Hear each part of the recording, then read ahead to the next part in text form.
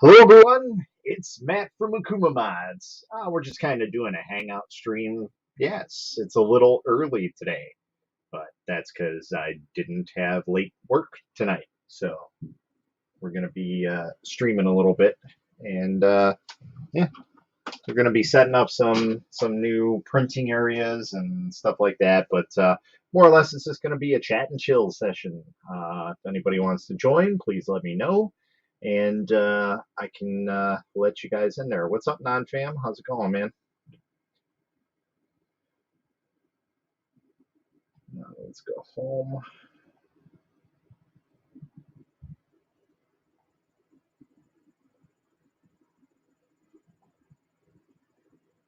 All right.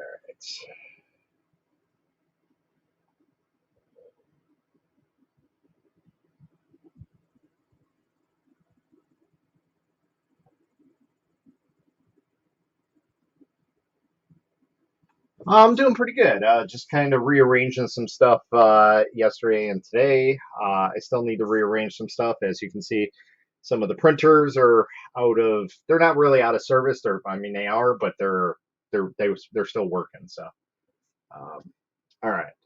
Let's see here. IT, sup, man? So for those who are joining in from the Facebook group, there is a link above the video.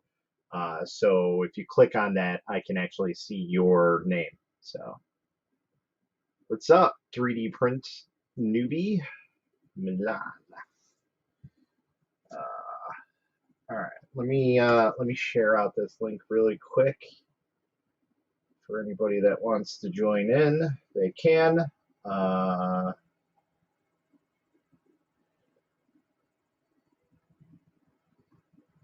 is it?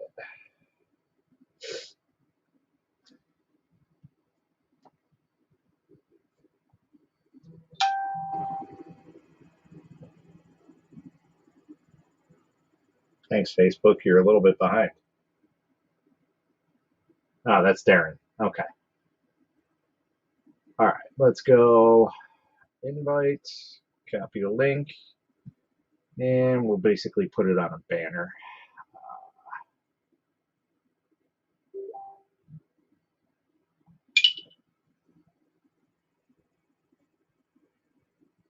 Scroll across the bottom and show. All right, so if anybody wants to join the stream, the link is down below on the video. It's okay, I can talk today.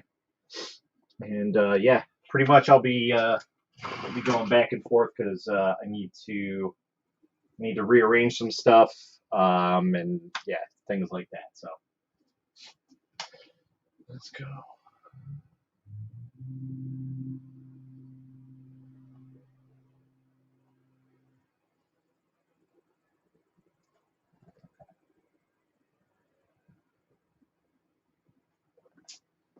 Let's just leave it. Why would a print fail in the same spot multiple times? Are we talking about FDM printing or resin printing?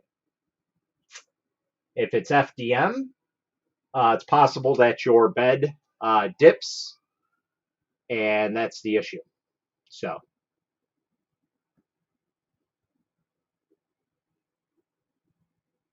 considering it's in the same place, that is the first thing that I would look at to see if the bed is leveled or not.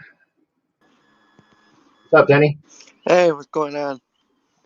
Nothing much. Just kind of cleaning some stuff up here and moving some things around. Nice.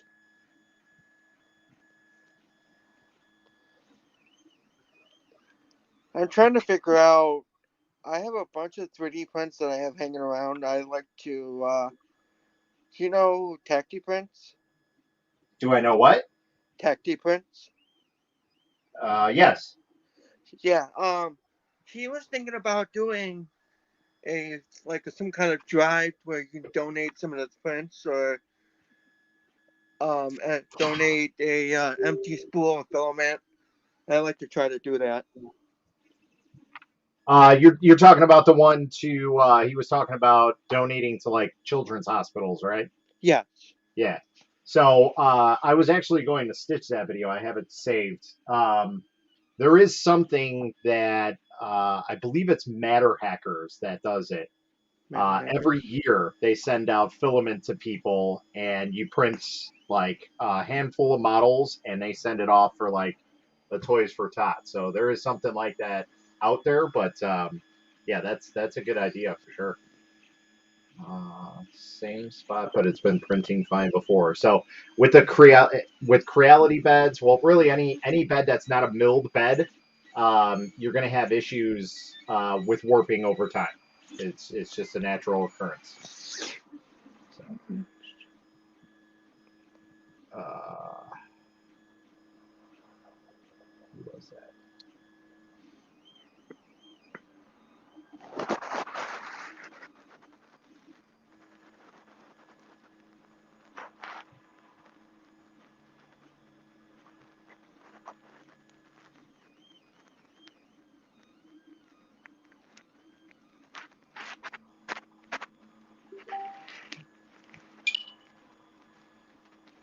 So how's the goo thing going on with your son? The what? The goo ball. I seen you. Oh, they were already done. We got everything all printed off, and he's got the box of guys upstairs. They did have them down here, but I think they took them back upstairs. So, That's cool. I they, just seen the video. Like, oh wow, one failed on the print pad. yep, yeah, it happens all the time. But I know the reason why that failed because there's a big giant hole in the FET film. Right.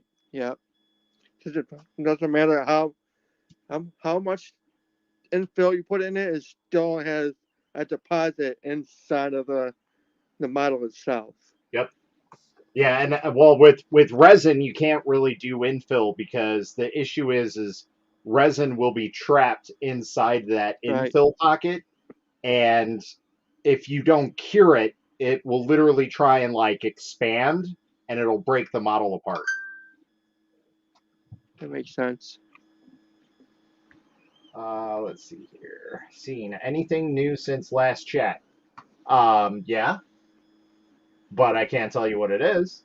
So, but you guys can see what it is. Sorry if you said something I missed it, Matt. I don't know who that is.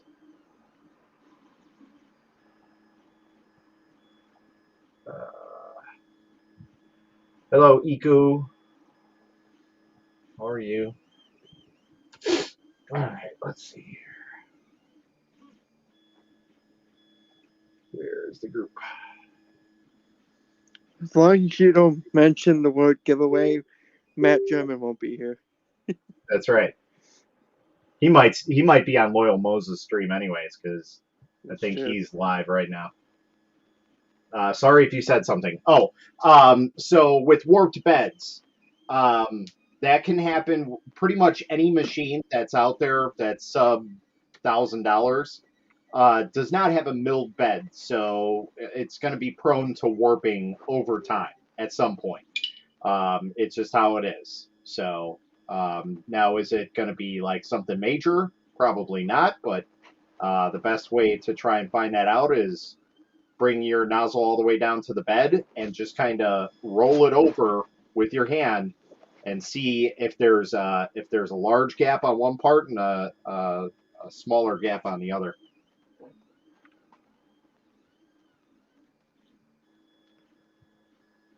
You can probably hear my printer in the background, can't you?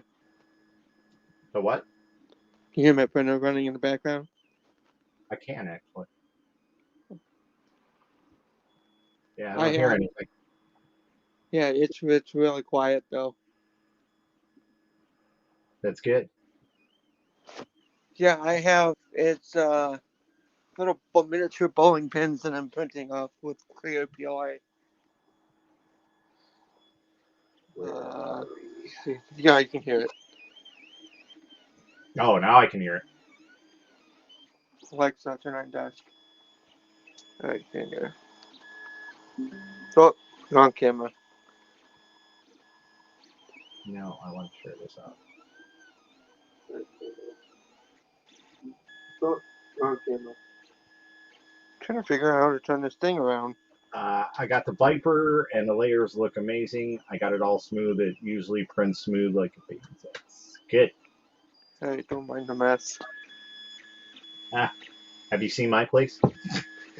Uh, Yeah, I'm pretty happy with that that's clear good. PLA. Okay, how do I turn this back around again? Just double tap. uh, okay, now I can't figure out how to turn this camera around again. Should be double tap on the screen, maybe? Nope, that wasn't it. Why did it just end you? What the? Uh, any new insight with your latest printers?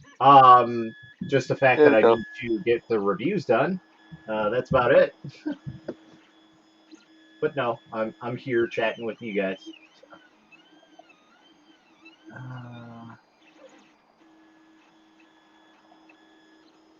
So I have this. I just seen this thing on TikTok. It's an Instapot dragon head. You know, when you turn the dial, the steam comes out of the mouth.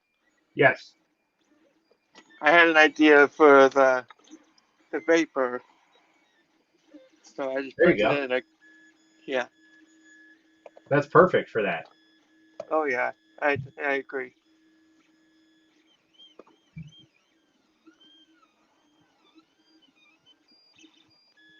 Let's see here. Discussion.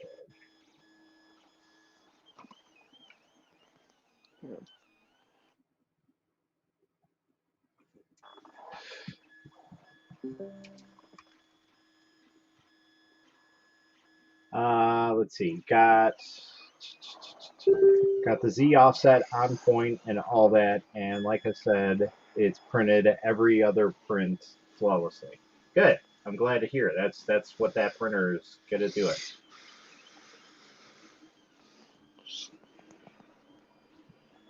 I am glad. Hello, Baby Selena. bass. Oh, all right. So time to. You were asking about new stuff with printers. Well, so I had this lovely contraption for heaters. You plug it in, it monitors the heat with a temp sensor, and it turns whatever you plugged in either hot or cold on or off. And for some reason, it died. I don't know why. It stopped working when I was moving stuff around. So I don't know if I hit something or what, but I don't have any power on it. So that's unfortunate. So we got to get a new one of that because we're still in semi-winter time, and I can't be printing in a basement with these big printers if we don't have heat. One of the downsides of owning resin printers.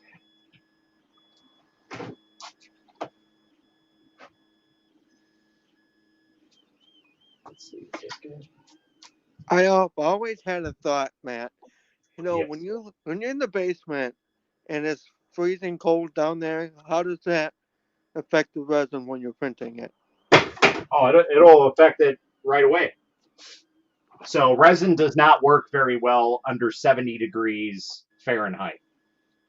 It'll work, but you might get like a partial failure, or your print might come out looking good, but then you go to turn it around, and it looks like somebody sliced the model in certain pieces. So that's what happened with this printer. Is I was printing on it, I had it on the floor, and it printed good, but then when I took it off the build plate, yeah, there's like slices in every single piece of that model. So Isn't that the Sonic Mega? no, this is the Mega. So I Oh, moved things around because this is a new printer, and I got to do some review and stuff on it. That's why it's kind of covered up, so nobody knows exactly what it is. Um, and yeah, we gotta do some testing on that and see how it is. And the first print that I set off on it was a brand new Akuma figurine, and it looked great.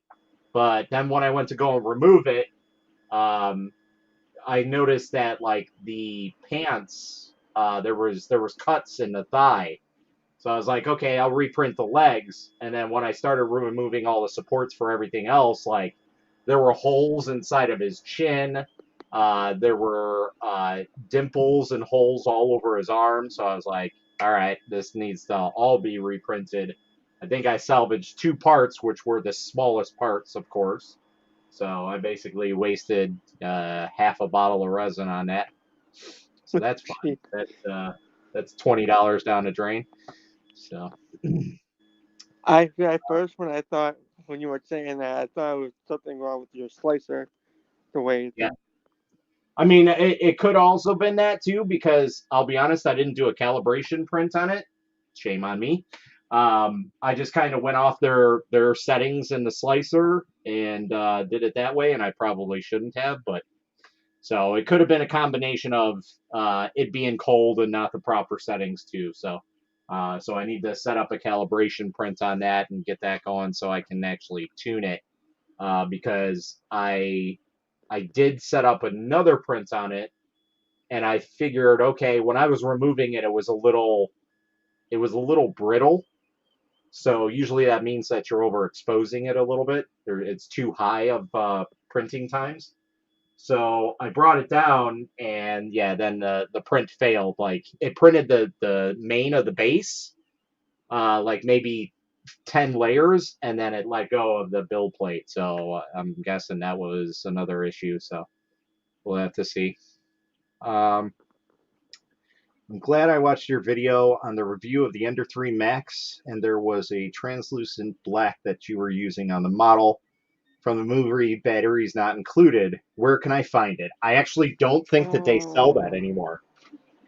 Somebody else asked me about that, or maybe that was you that asked me. But I know somebody reached out and asked me for that specific thing. So let's see if Is I he can. talking about batteries not included? I have not seen that movie in so long. Yeah, yeah. So I printed off. I actually have it right here.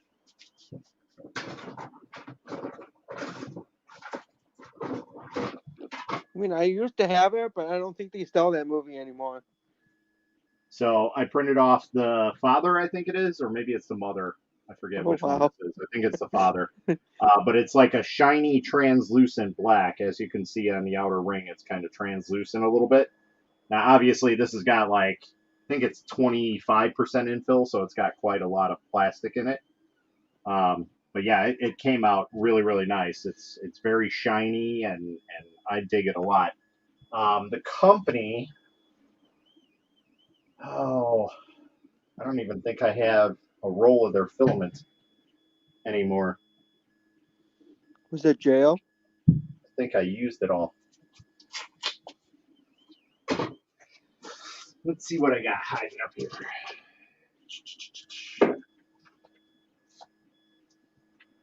I thought I had at least one more box. Maybe it's on the other side.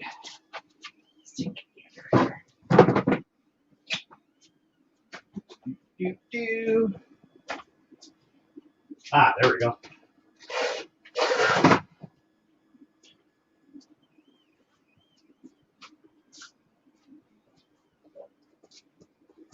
I don't have their black, but I do have a blue from them.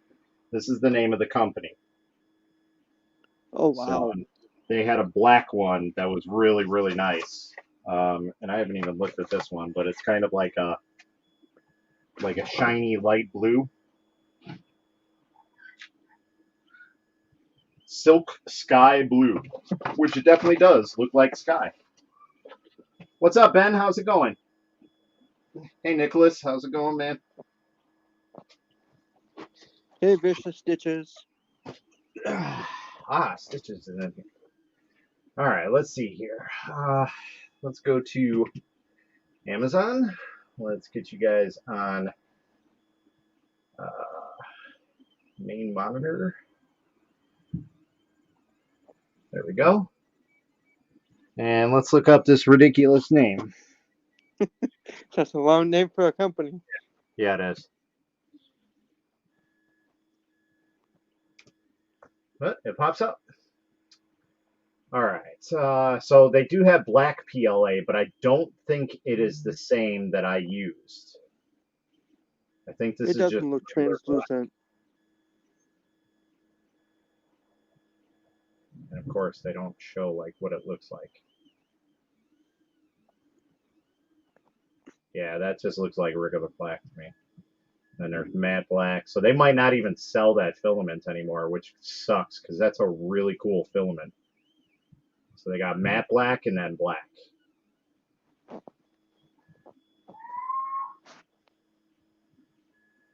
Which are both, I mean, they're both nice, but yeah, I wish they had that.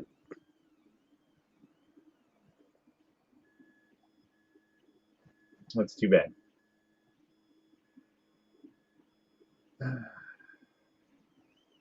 Non-fam says black silk.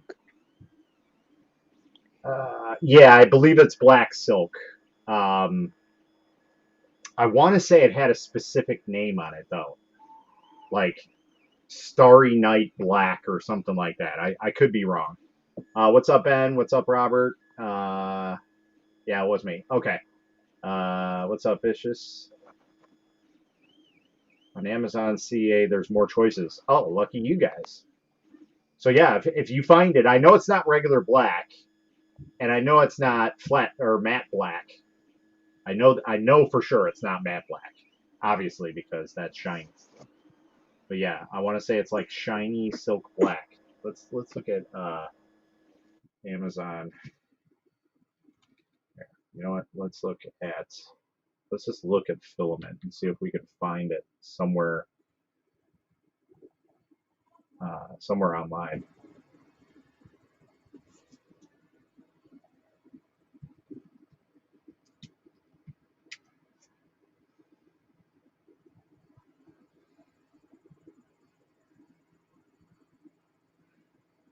Mm. Yes, I have the name of the company. I looked them up, found a few things on Amazon, but their company ranges everything from baby bottles to filament. And I have a half dozen other things you would never think a 3D printer filament company would be making.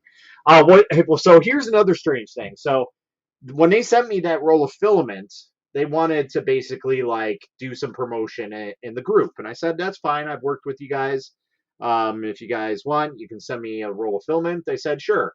So I allowed them to post up and do some promotional stuff on the group, and basically I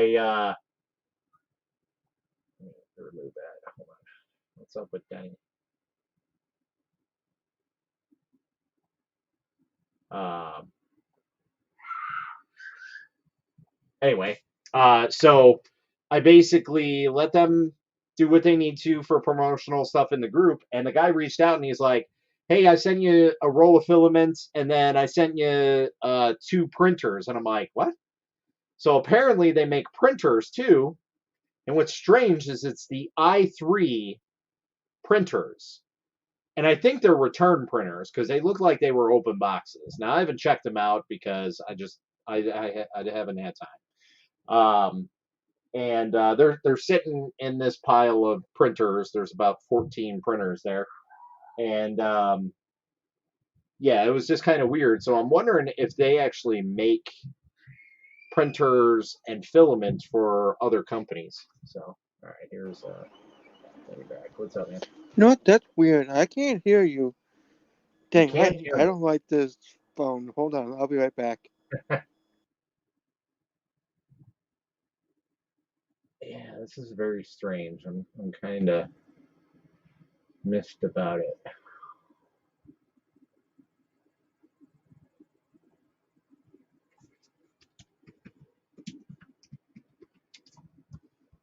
It's a very unique filament. I know that for certain. Any suggestions for printing articulated items in resin? Trying to print Hex 3D articulated Gyarados Pokemon keeps fusing the joints. So if you're printing flat on the plate, that's going to happen just because your base layers are basically making it have a flat foot. And so that's what's happening. All right, there we go. Okay, now I can hear you. Okay. So yeah, when you print something directly on the build plate, what's happening is your first initial layers, whatever you have it set at. For me, I usually have 5 layers set at 30 seconds a piece. That's usually like my highest for monochrome. So what's happening is you're over curing the resin, so it's basically bonding together to hold it on that plate, and that's what's going to happen. So you can add supports to help with that, but I mean, like, take for example, I printed this dragon directly on the Frozen Sonic Mega, and you can tell that it was printed directly on there because we have the little like holes from the build plate that are on there. So this was fun getting off the build plate, let me tell you. Um, but yeah, so it basically looks like it has chicken pox on the bottom of it. Now everything pretty much printed okay except for the back end of it, but I guess they redid this model and made it to where the tolerances aren't as tight on the back end because a lot of people were having that issue. I have not tried the new version since then. But I guess that's something that they kind of fixed with it. But yeah, you should be able to use supports. I did one that I had supports on it, and it came out perfectly fine. I would use like maybe a light or medium support or a mixture of the two. Maybe do an auto support for light, and then manually add in some Oh, medium ones for strength, and that way you'd be good. So that's not it. let's see. That's not the one. Hold on. That's that because I sent you the StreamYard link, not the YouTube Oh, link. what's up, Dora? How's it going?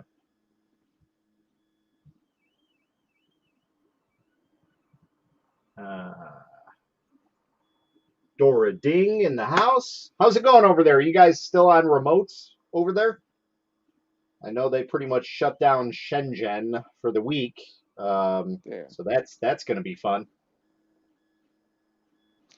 Awesome. I'll add supports and print 5 millimeters above the plate.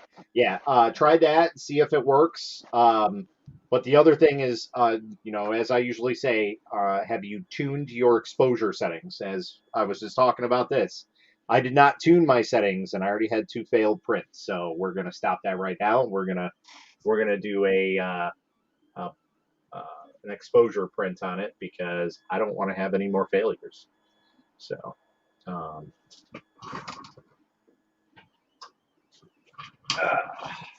Put this in here. I think there's files loaded on that. I don't know what this is for. Test files, slicer software. What printer is this for?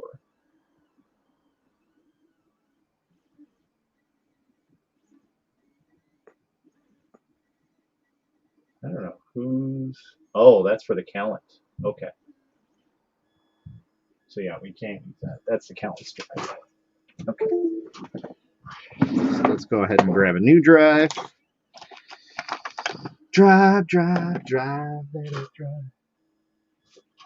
For those who do or do not know, I specifically use SanDisk for all of my printing abilities.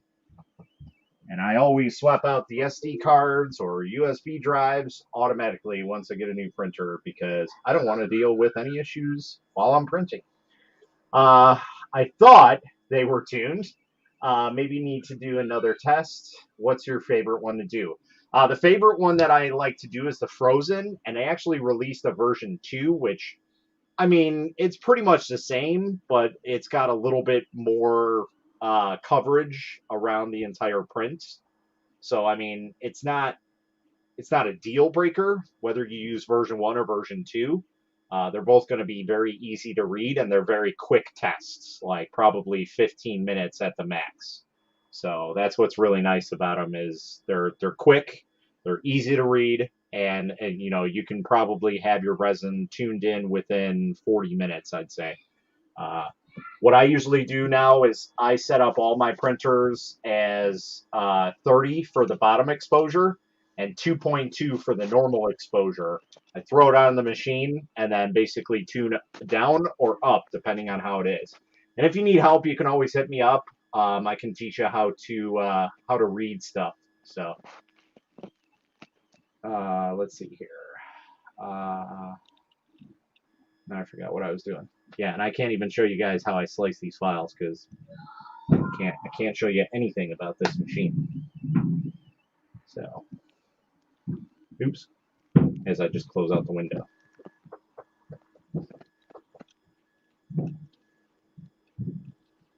I was told I have to keep it away. All right, so let's go ahead and load up our objects. Oh, you know what? It's going to be in downloads. Yeah, I always find those tests difficult to read correctly. Yeah, so like the frozen, or not frozen, the XP validation tool, I always had a hard time trying to figure out what's going on with those, just because of the thin lines that they had on them. But the frozen ones are much easier to read, in my opinion. I really like how easy it actually is to read here. So, and you only have to do one test. I see a lot of people doing like 4-corner tests and things like that. If you want, you can do that. That's more or less going to just determine on whether or not your build plate is actually level or flat. But they should be. These are pretty much like milled print beds, so they should be good right out of the box. Why does this look funny? Did they get rid of it? No, maybe they got rid of that. XP is the last one I used. I'll check out the Frozen now. Thanks, dude. Anytime, bud. Always here for your resin printing needs. Dora, I think if you're still here, I'm going to probably set up your guys' resin here in a little bit, because I'm gonna need some more resin to finish a project. So I think we're gonna do that. All right. So normal exposure, we're gonna change this to 2.2. Bottom is 30, and everything else is gonna be fine. So let's save it to disk.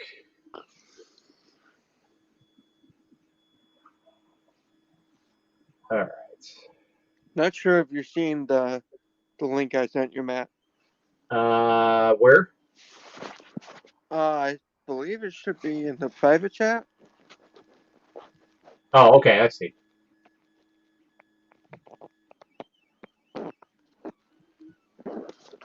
Testing a jelly bean dispenser. Yes, that one. It's a nice little dispenser. Yeah, it's got like an actual scoop inside that Yeah. tilts it over. What's the blueprinter? I wish I could tell you. If I tell you, we'd have to. You have to keep watching to find out what it is. Yeah. I wish I could tell you, but I can't. I would if I could, but I really can't. There's a reason why there's blue tape all over it.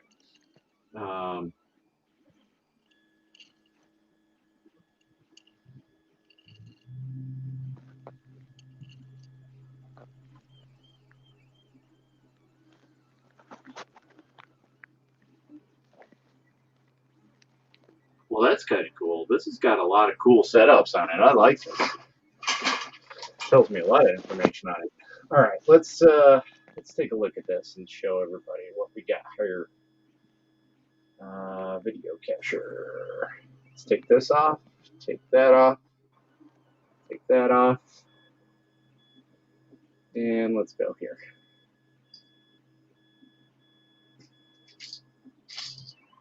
Yeah, that's a nice little dispenser. I like that. The clear PLA, you can really see the jelly beans in the. Yeah, I could kind of see it right there where your finger is.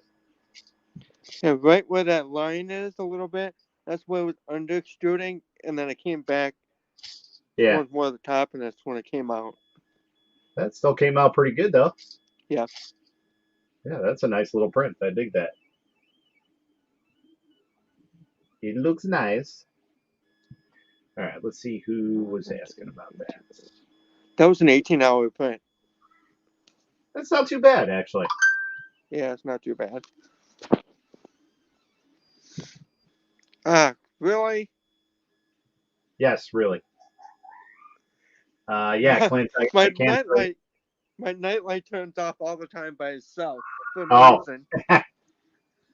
when I worked at TH3D Studio, I used to do that all the time. Like we'd be on a live stream and just everything would go black, and I'd be like waving my arms around. Yeah, Clint, I can't tell you about the printer. Sorry, that's got to remain a secret for until I'm told it's okay. And then we shall do a big reveal. Well, I guess sort of. So, but I want to try and get some printing in with it and see how it actually is, and go from there. So, um, but so far it's got a lot of cool options on it. Like I was just kind of looking at the menu right now, and I was like, wow, that's actually kind of nice. I like how that menu is set up. It's different. Uh, I can hear the wife kind of yelling out there. yeah, she wants me to put the little one to bed. All right, let's go.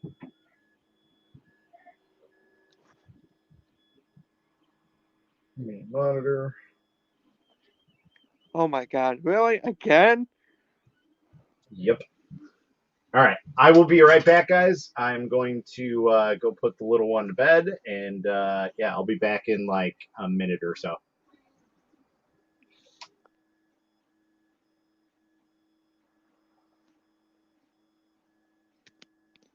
Hello, everybody. How's it going?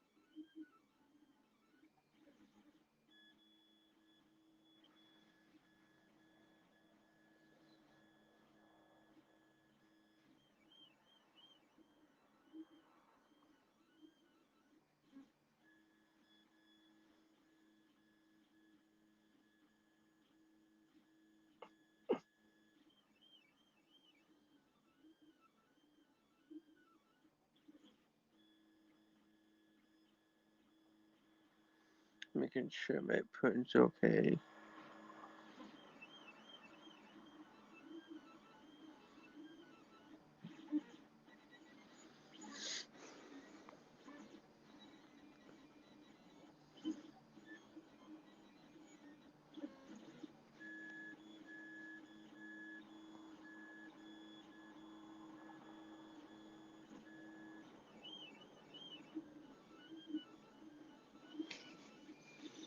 So I got my print right there.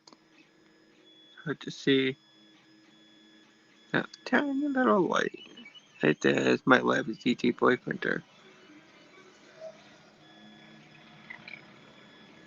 So, yeah.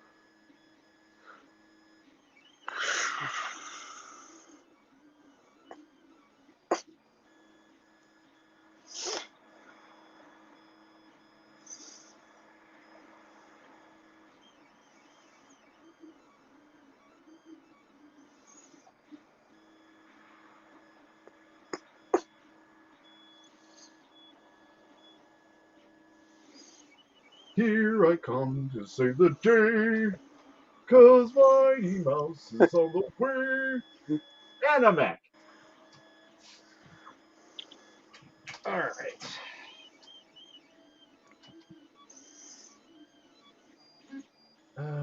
All right. Yeah, so I can't find that filament anymore, which sucks. Because that's a really cool filament. Oh, there it is. Where is this? You found it? Transparent, black transparent. Oh, come on, can we get it? I don't know, this seems like a kind of shady website. But it's here. I found it. Transparent black. I found it. That's, I'd be interested in buying some. there we go. Transparent black. The website is xtzl3d.com. I'll be honest, I've never heard. Oh, well, it's their website. Let's see. Quote now. Oh, this is a sample. Free sample, delivery charge refunded on formal orders. Can we order? Can we order a full roll? Let's see. No, 1 kilogram. Oh, okay. I get it now. So you can request a free sample if you just want to look at it. Then you can buy the actual one. No, hey Matt, for the Yeah, color choices, does that mean it's transparent blue, yellow, red? I don't think so. No. So it is. Oh, well, I guess so. Transparent blue, Wow. transparent green. That looks more yellow, but all right. Transparent pink Oh, pink. and transparent white. That one would be cool, especially for like lithophanes and like Oh yeah. moon lamps and stuff. Yeah, that would be really cool. Transparent pink. I mean, I don't really know what you would use that for, but all right. Transparent green. That literally looks like fishing line to me. Yeah. Um, You know what? yeah. Also, because of the green, I'm wondering if it's fluorescent too on the black light. Yeah. Transparent black, transparent blue, transparent green, transparent pink. Transparent clear PLA 3D printing filament. So maybe this is a package. I don't know if this is for single or for the whole package, but you can request a quote from them. So I guess you really have to buy directly from them. It doesn't even say what size it is either. No, it does. It says 1 kilogram. No, I mean like, is it 1.75? Yeah, diameter 1.75 right here. Oh, And I guess that's customizable, so they might make it in 2.8. Um, Delivery time depends on your quantity, so yeah, you're going to be waiting a while for it. But I mean, if you need it, I mean, there you have it. I at least found that. Let's bring this over here. Hit that like button, peeps. Help the algorithms. I'll be honest, I'm not really worried about it, but hey, it's always nice to have. Can you post the website in chat? Yeah, I can see about posting that. Now, transparent. find it. Again, I don't know how to go about ordering it, but hopefully this allows me to Oh, I found show it. show it on here. We're just kind of looking around here, but yeah, that's the one we're looking for is translucent black. That's what it is. Amazon's got translucent black too. Really? Yep. I didn't even see that. It's by the name of the company as Gizmo Dorks. Oh, okay. So it's a different manufacturer. It's black, gray, transparent, white. Oh, okay. Just clear. It's not just regular black, regular gray, clear, and then white. Okay, that makes sense now. That's not it. Gotcha. What's up, Kieran? An error occurred. Wait a moment, then try again.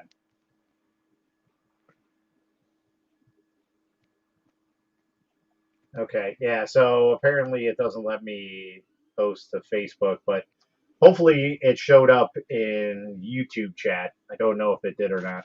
Let's go ahead and check and see if maybe I can enter it in here. YouTube chat. Oh, it did. Okay. Hey, Kieran. Hopefully you can see it, but just not on the Facebooks.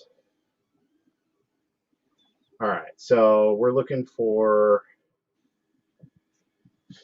The transparent translucent black. black. Oh, translucent. Okay.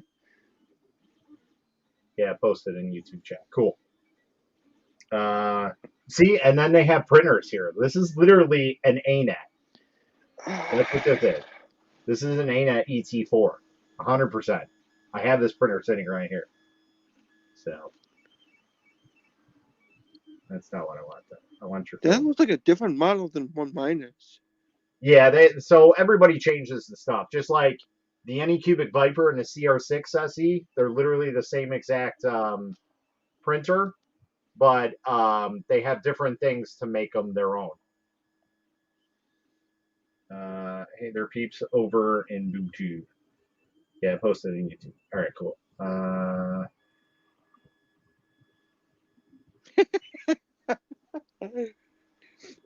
Did you Oh, read what Kieran said? the what? Did you read what Kieran said in the chat? Yeah, it said, hey there, Matt and Danny. Sorry, Denny. That's all I see. Oh, hey there, people. Oh, okay. So you're on multiple platforms. Uh, so they also have nylon in white and in black. I've never seen white nylon before. That is a first. Marble PLA. Something's not right here. Something is afoot. That's cool. They have that. Let's see what other silk PLAs they got. Black silk, blue silk, which I believe that's what I got. And the sky blue.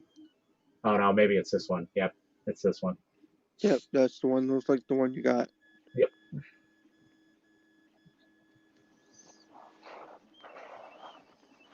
I'm surprised nothing from like AliExpress is showing up here.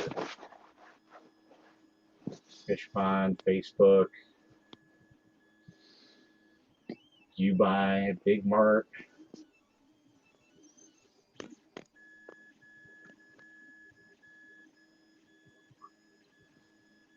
Yeah, that's unfortunate. Like I said, I don't know if they sell it anymore.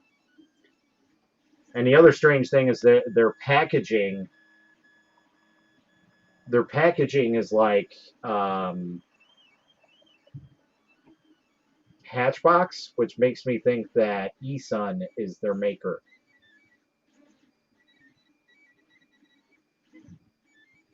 Yeah, so we don't want either one of these. These are black or matte black.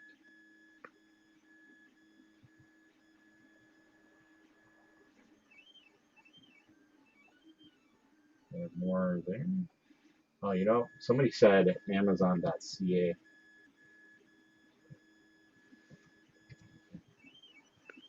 Alrighty, man. I'm about to hop off.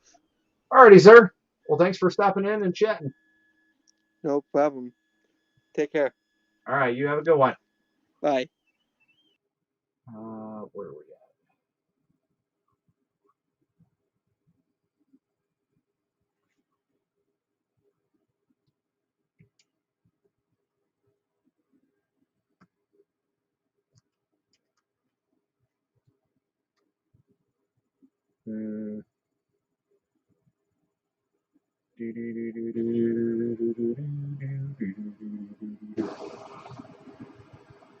No, just regular black. Ooh, wait, maybe C black. What is C? CC, senor. Nope, that's just regular black. I do not see. They do not have, my friend. Nope, nope.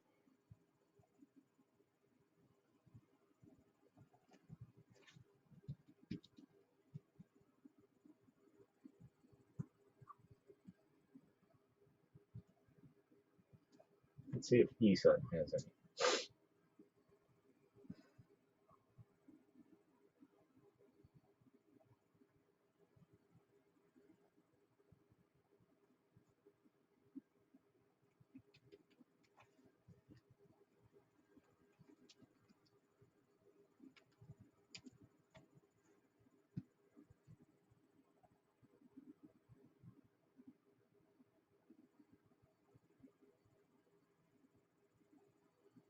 That's just regular old black.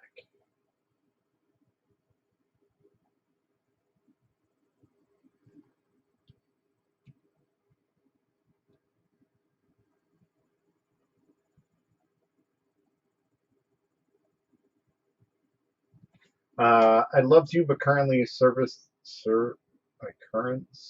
time in Facebook jail for some offense in 2011. No live for another 40 days. Well, the thing is we're not connected to Facebook Live in that sense. We're connected through StreamYards. So if you type in a link that's scrolling down, it should connect you to the stream, regardless if you're in Facebook jail or not. So, just FYI. Trying to see if there's any other translucent PLA. That looks kind of cool. Shiny silk metal sparkle black. That's an interesting one. But we're not having any luck right now, which is unfortunate. I really, really like the way this looks. Especially like the carbon fiber ones are fantastic. So, Sunlu, any cubic? These look very familiar. Yeah, that's because most likely Sunlu makes any cubics filament. eSun, eSun, Sunlu. That I think it might be eSun's new packaging because I had known about this a couple months ago that manufacturers were switching over to cardboard because plastic there was too much waste of plastic, and a lot of manufacturers are going to cardboard, which is good and bad because if you uh, if you get those wet or anything happens to them during shipping, it's a disaster. So, everyone spark glitter. No. So it looks like it's almost impossible to find translucent black filament, which is unfortunate because we got silk, we got flat, and everything else under the sun.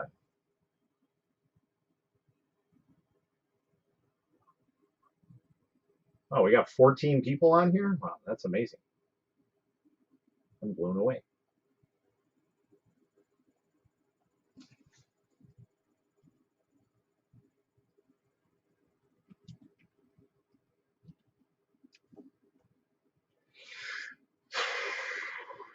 Oh, Atomic. They might be our savior. That's about as close as we're getting there. That looks close enough. Kind of expensive, but of course it's out of stock. Atomic filament with the win. But yeah, see, there you go. That's as close as you're getting. That looks nice. You win. Perfect. Oh, that one doesn't look very good, but it's good that they have pictures of it at least. That's kind of awesome. Carbon fiber extreme black. Gunmetal gray. Ooh, I like the sound of that. Deep black opaque PETG. That's probably very similar. Let's take a gander at that. It doesn't look very opaque. Yeah, that just looks like black. But PETG usually is kind of clear. Yeah, definitely not. Nope, that's normal black there, buddy. I mean, I guess if you thin wall it, sure, but even if you thin wall black, it's going to be. Uh, you found one on Amazon. You sure? Or you're talking about like you just found one? Uh, you found a translucent black online.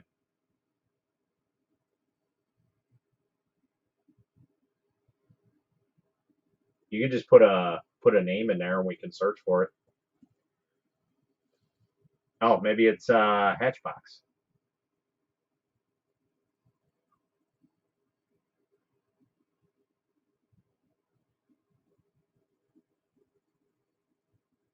No, no, no. We were just looking. I mean, PETG would be cool, but more or less PLA. That's what we were talking about. So this one looks a little too transparent.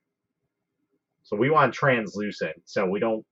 So my guess is the difference between transparent and translucent is this picture right here. So whereas transparent is more like, okay, it's going to be see through with a hint of black, and translucent is going to be basically a tinted clear resin.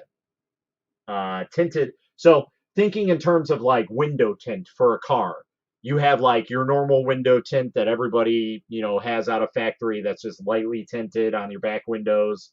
Usually comes on SUV stock, and then the one that we're talking about is like limo tint, basically, where you can see through it if you shine a light through it, but it looks kind of black. So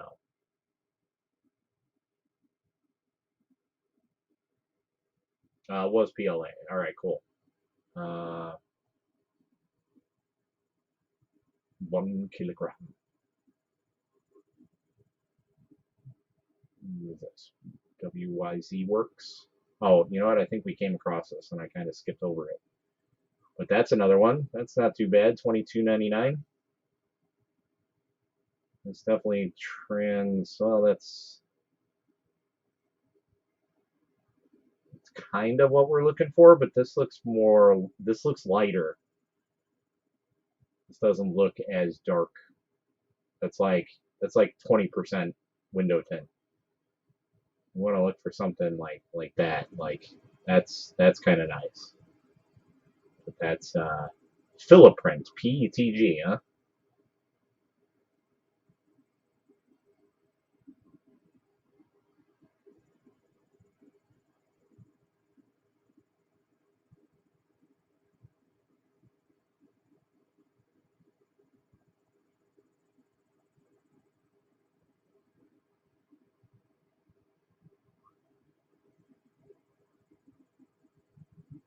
Dark translucent purple. That one's really cool looking. I like that one. Infinite void black.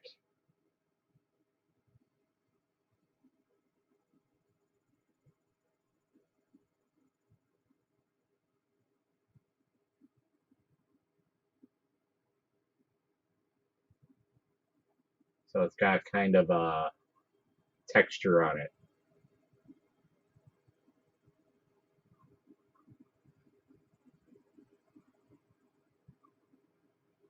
Jet gray. Yeah, I really dig that color. That's nice. How's this? Nothing showed up. For a second, I thought that said horchata.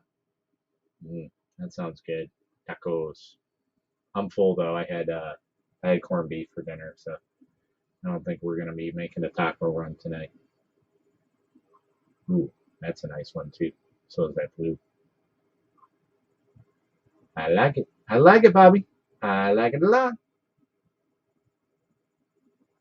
Yeah, so even though this is in, oh, this is PETG, so I like it. I like it, like it, like it. I'm hungry lady. Yeah, so it's a whole YouTube thing. I guess you got to be an admin or a mod or something like that. It's I hate it, but yeah,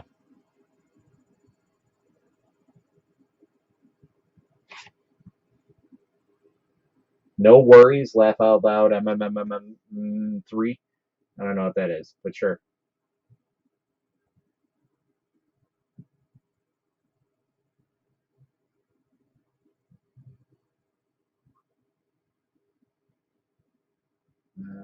Transparent, clear. Yeah, there's the Filament. 22 pounds. Eh, either way.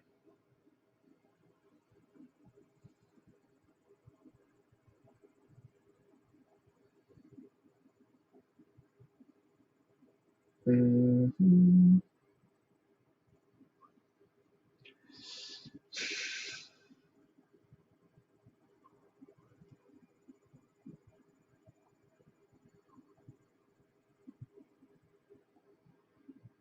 Josie, I got a question for you if you're still on here. Were you at a place called Crazy Crab over by Marlowe's on Friday by chance? I swear I saw you. And if not, it's somebody that looked just like you, but it was hard to tell. I didn't have my glasses on, so I couldn't tell. And I'm not going to be the creeper to, be like, hey, how's it going? Plus, I was running out of time because they were taking their sweet time.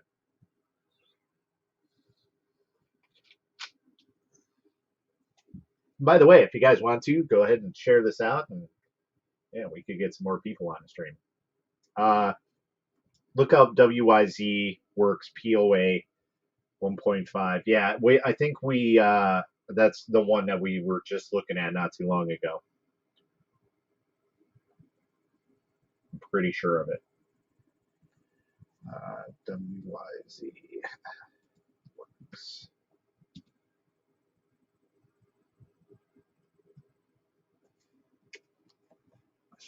Yeah, that's the one that looked close enough, but I think that's got a little bit more gray in it, or it's a lighter black, but that's close enough.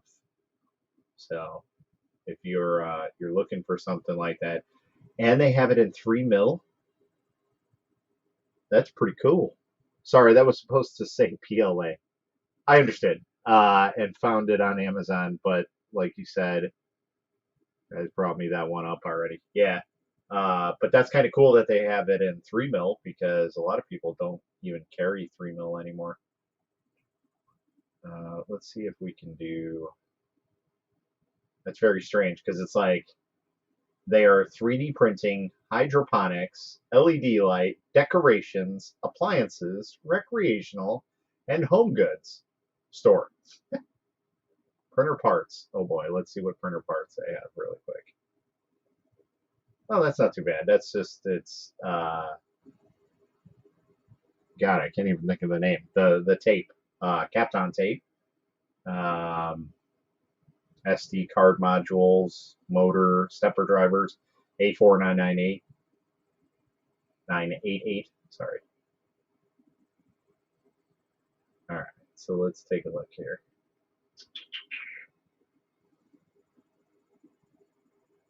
They have a blue gray, which looks real crazy too. Come on, I want to see it. ABS blue gray. That's a very interesting color.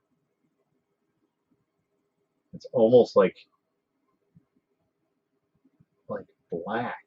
Yeah, that's very, very weird. I would be interested to see how that comes out, but I don't have a printer that can print ABS right off bat. But yeah, that's about as close as we're getting to that type of black that I used to have for someone that is actually manufacturing it. Light gray. Ooh, they have a nice purple PTG. Just pops. Silver PLA. Conductive black ABS filament. Say what?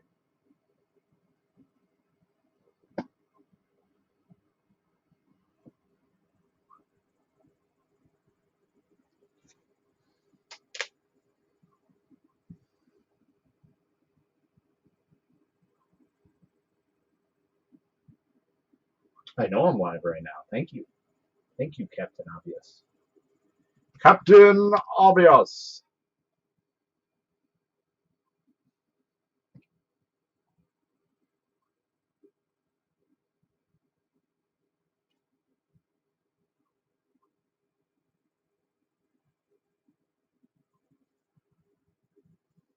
Ah, I'm on quick.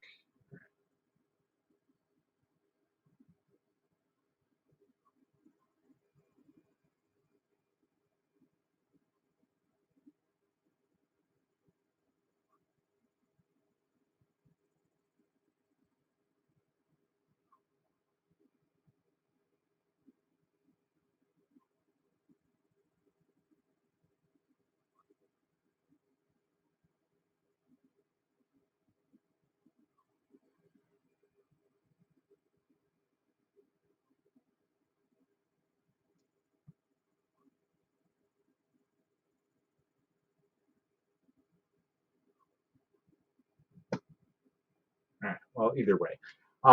Did I hear you right? Conductive black ABS filament or carbon fiber filament? Conductive black ABS. That same website, WYZ. If you look up WYZ and go to their actual website, yeah, supposedly they have conductive ABS, which that sounds really cool. And I don't know how well it'll work, but I've seen conductive filaments before. I don't understand how those properties work through a hot end though. Like I can see resin, conductive resin, because you can literally infuse the resin with that. Now, granted, you can infuse the conductive stuff with filament, but I would think by the time it reaches the hot end, it's going to destroy that at that temperature. So, heading out, night, Matt. Thanks for all you do for the 3D printing community. Have a good one, bud. Thanks for sticking around and chatting, and we'll see you next time.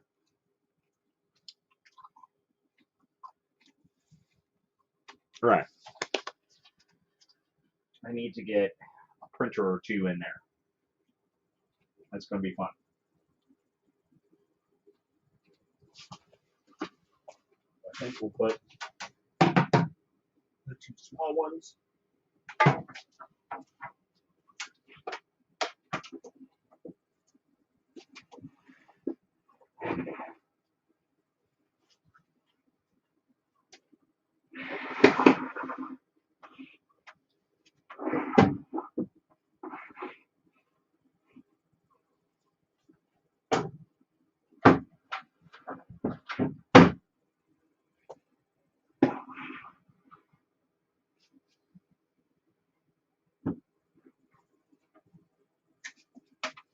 Yeah, definitely running out of room here.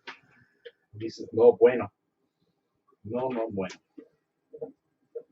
Buenos noches. Buenos días. I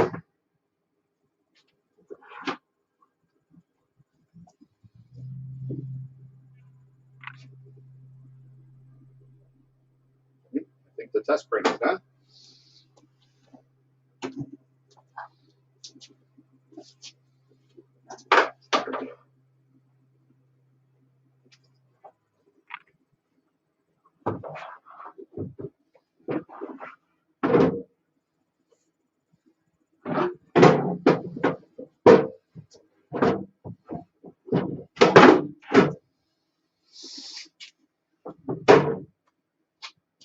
Yeah, we're gonna have to change that around. Dang it! It's gonna be fun.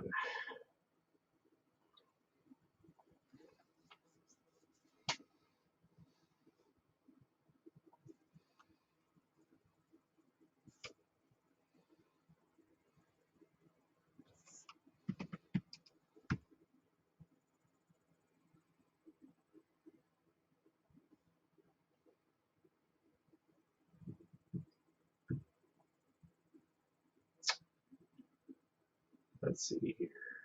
Let's go to Facebook, the Book of Faces.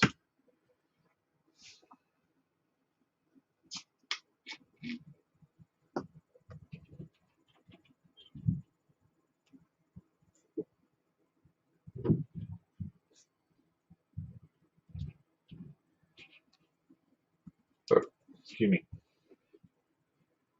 Groups.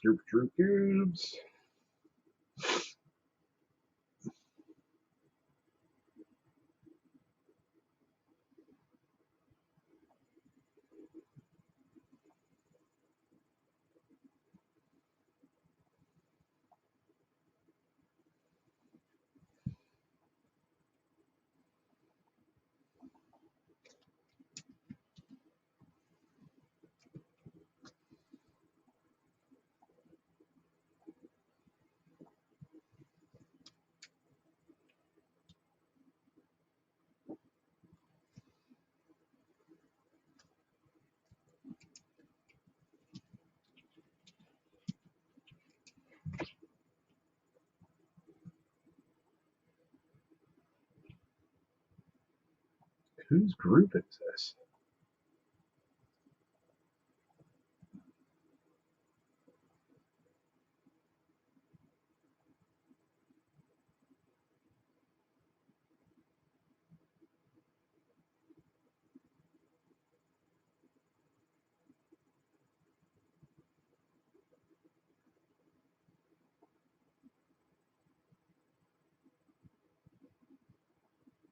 Wow, that's ridiculous.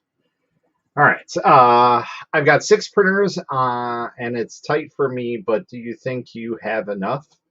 I have more than enough. I have. So let's see. I have 1, 2, 3, 4, 5, 6, 7, 8, 9, 10 resin printers. 11 actually. Oh no, I'm sorry. The mini 8K is right by, or mini 4K is right behind there. So 13 resin printers, right? I think that's everything. There's nothing else hidden back there. Yeah, we're good. Uh, 13 resin printers, and I have another 3 in boxes. So I have the Hallet. If I can point there, right there, is the new Hallet One Plus to test that out, and then let's see, I have the new Calend printer, which is essentially the Mars 3. I mean, the Mars 3 is based off of that printer because they're Calend products. I think it's called the C60 or the D60. Forget which one it is. I still have the Epax E6 that I need to unbox. And yeah, so, and then a bunch of other resin add-ons and things like that. I still have the CR scan I need to unbox. Like I got so many things I need to do. So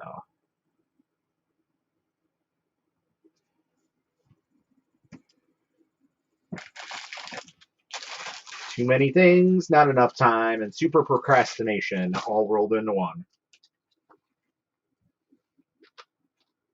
Let's see, should we go live on TikTok? Sure, why not? We got the phone set up here. We might as well. You know what I mean, Burn? Anybody know where that's from?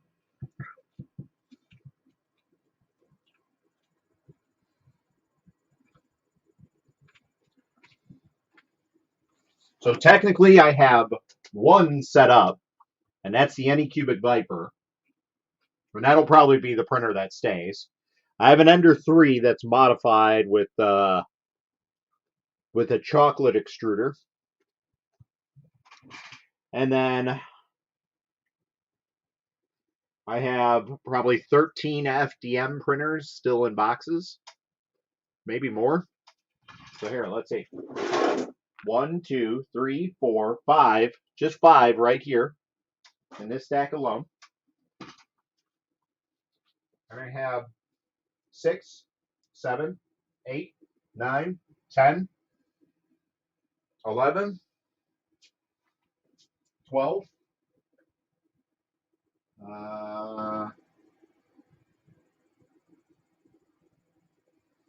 13, which is in the back. 13. So there's 13 FDM printers here. Then there's a cure station, a ultrasonic cleaner, which I'll be honest, I'll probably never use, a laser engraver that my wife bought me, and I think that's it. Oh man, I just noticed there's another bottle of resin here. Oh no, sorry, that's not a bottle of resin. Oh, and a kiln, I think it's called. Basically, where you heat up metal and things like that. A crucible. There we go.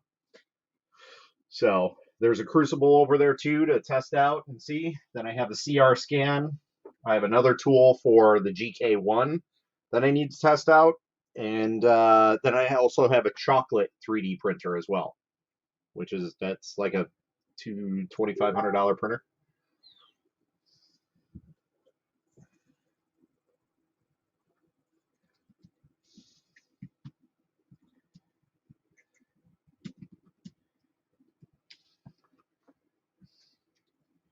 Yeah, so I got a lot. I got a lot to do. And I think some of these I'm going to end up selling or giving away. Just because they've been here for a while. I'm not going to get around to reviewing them. Some of them are stuff that I bought throughout the year. Well, years, I should say. Some of these have been sitting here for over a year, and they just kind of piled up. So, but I tried to bring them all out here, but I need space. Like, I need to start cleaning up down here because it looks like a demilitarized zone. So.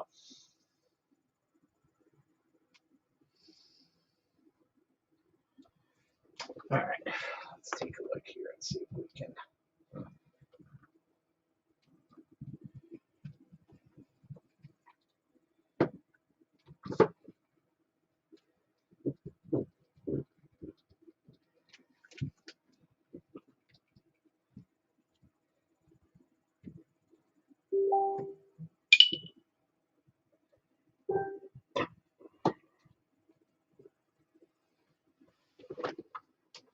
Yeah, you can say you have quite a lot if you ever going to sell a Creality machine.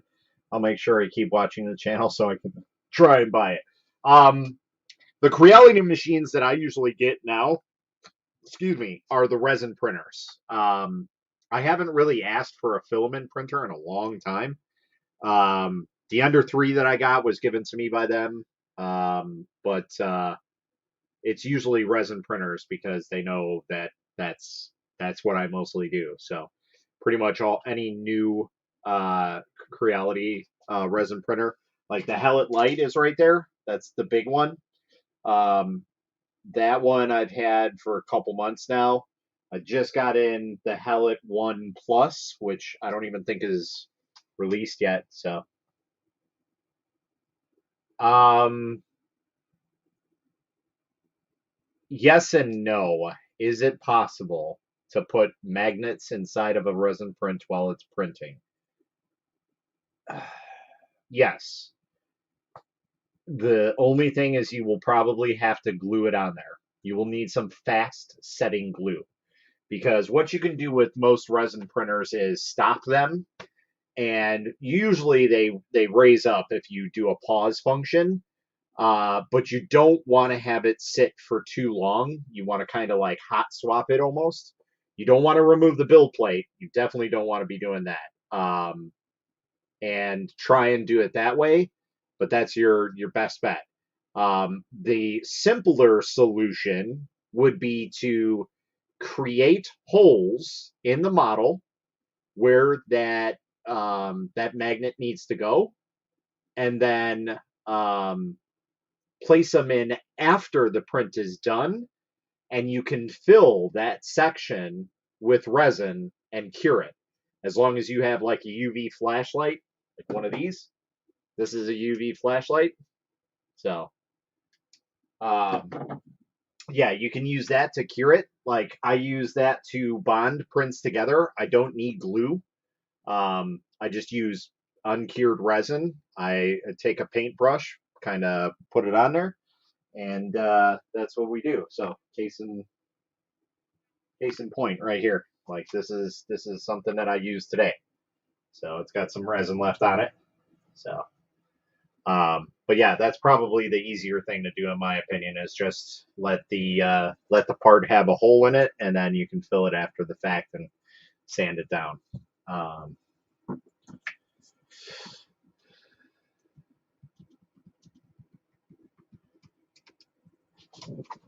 kitty, kitty, kitty, kitty, kitty, kitty, Cora, kitty, kitty, Cora. Yes, my cat is called. Her name is Cora after Tron Legacy.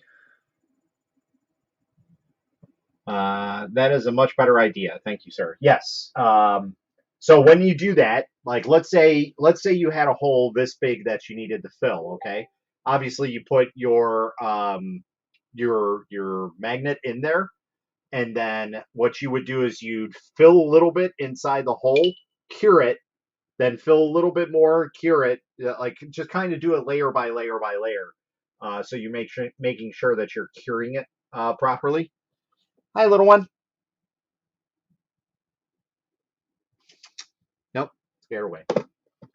Bye, Felicia. Um, so yeah, that's probably the best thing to do.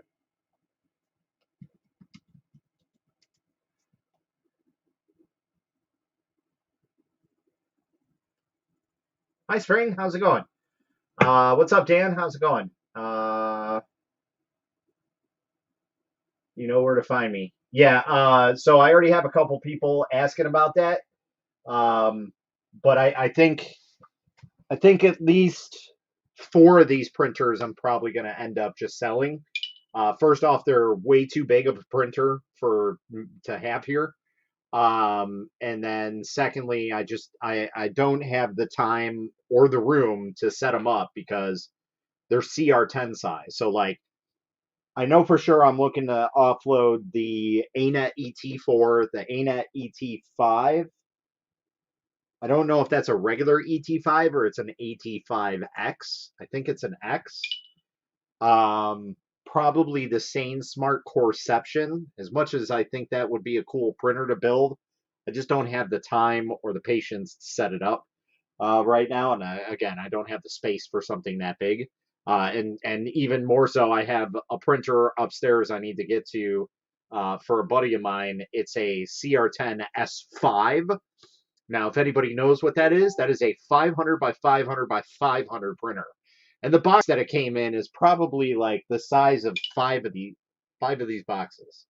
Sorry, people are messaging me constantly.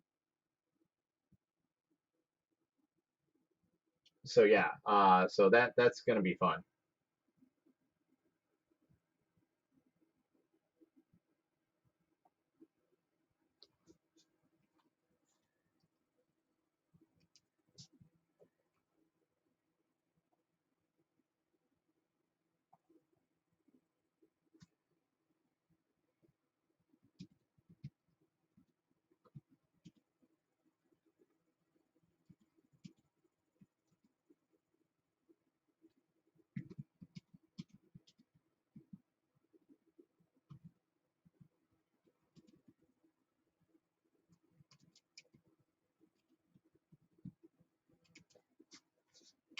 And then I will probably end up getting rid of one of these resin printers as well. Uh,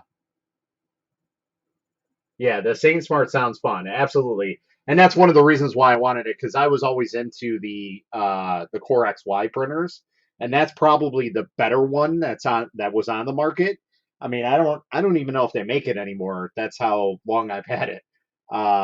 But yeah, it's a really really nice Core XY printer that's like a factory printer that's not all custom built. Spring, one day I would love to work with you. So would I. It'd be nice to work with any cubic.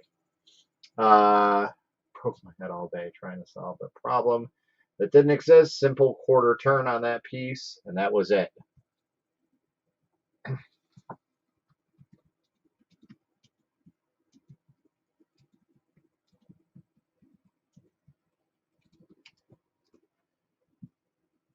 Oh, hey, that video about Frankly Built, there's another account doing the same thing called Iron. Yeah, so I saw that somebody had posted on that as well. Yeah, it probably is the same user, and I know he had had issues with that before in the past. So I just kind of called it out because I don't think Frank is even on TikTok anymore because of that issue. And he made a video a while back about it and how it's kind of a problem. I don't think getting them verified would resolve the situation because TikTok is still very iffy about who they want to ban and who they feel they're just going to ban in a second. You know, it's this is dumb.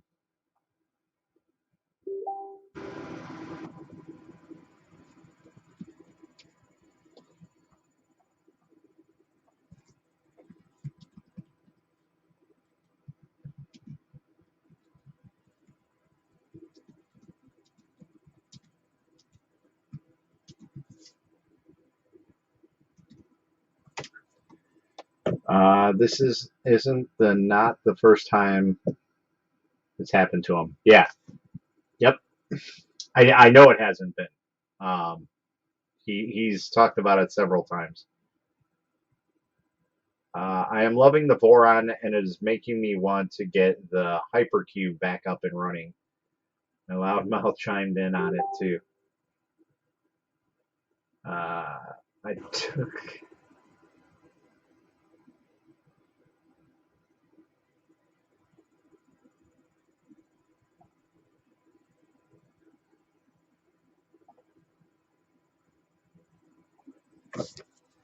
Okay, so now that we have our test print and it extruded. All right, cool. That's good. That's good. Keep Cora. Keep Cora. So yeah, I think we're gonna have to unload some printers. I gotta finish the review of the Nova 3D, and I that one's supposed to go back to the manufacturer, so I gotta get that all done. But I think they want me to print their translucent resin and get some models out there. So I think I'm gonna do some more like globes that are clear, which look really really cool. Ugh, I gotta clean that up. Got a bunch of crap on it, but it's got a little Santa figurine inside of it. So, um, but yeah, my problem is this Mega. The Mega's nice, but the doors suck. I can't put anything where I need it to be.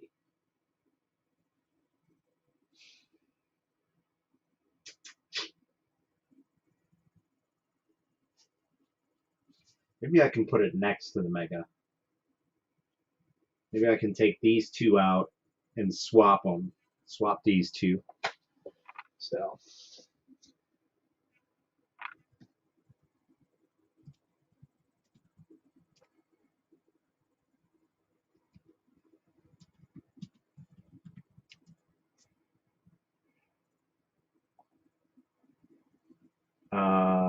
I needed a better resin printer. Well, I might be selling the, well, I probably will be selling the Calent S400. I don't use it. It's older technology, so it takes about 3 times as long to print. But I mean, it's a medium-sized printer. It's literally the Elegoo Saturn was built off of this machine. Um, so it's a really solid machine. I need to get some more prints on it just to see how it actually is in terms of quality. But it's a nice setup because it's got an open door and everything, and a really simple setup for the hood.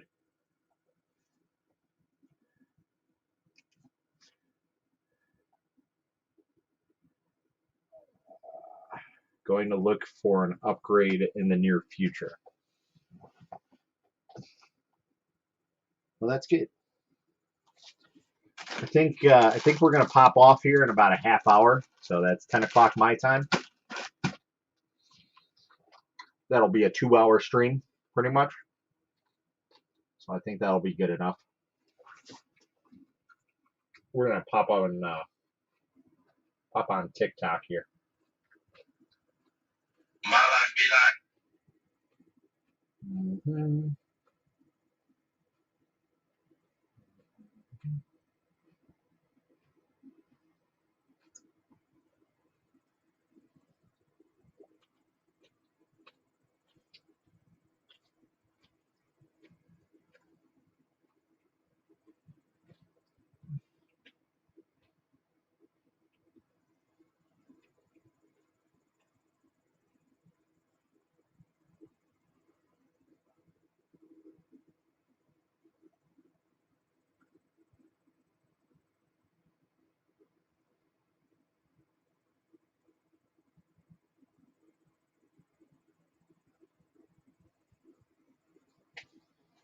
Tim says hi.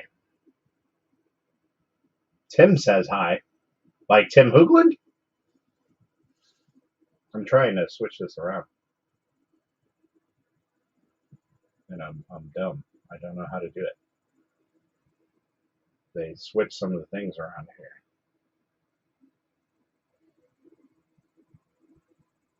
There we go.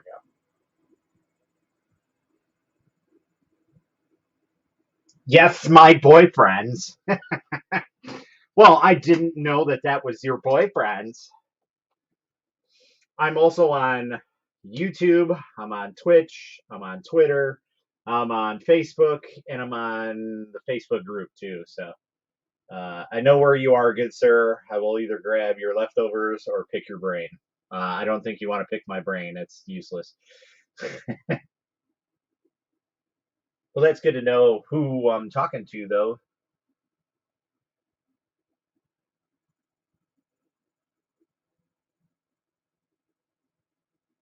Your typical lurking TikToker.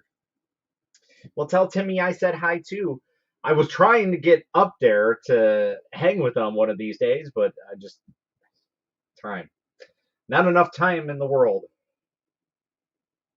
Good evening. We are currently live streaming on multiple platforms, and yeah, we're on TikTok. He's trying to get on your live. On my regular live or on this live?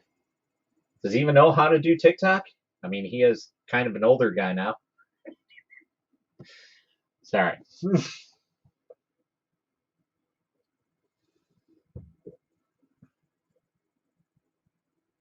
They let anyone on here, apparently? Yep, absolutely. I mean, look at you. Oh, dang. Yeah, I'm live streaming on the YouTube and on the Facebook and Twitch and Twitter and all kinds of stuff. My camera is grimy on here.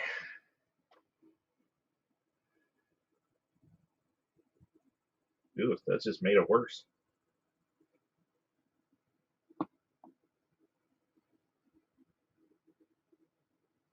I guess that's kind of better.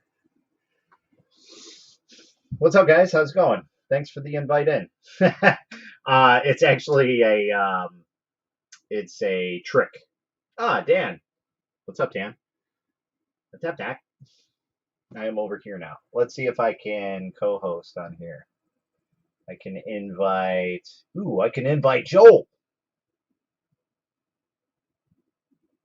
Can I not look who I can invite? Or these people who are on here? Wow, there's actually 11 people on here. That's amazing. It worked.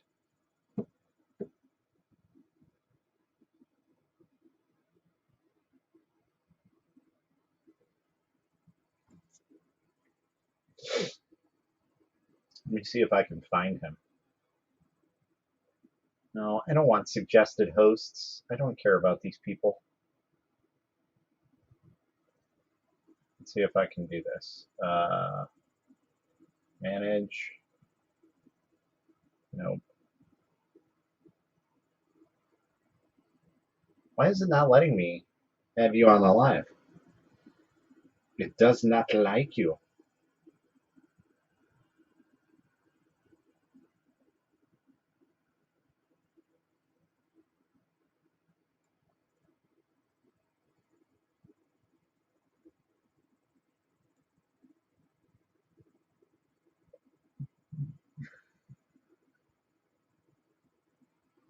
No joining. Yeah, I don't know what's up. It's only letting some people have the ability to join.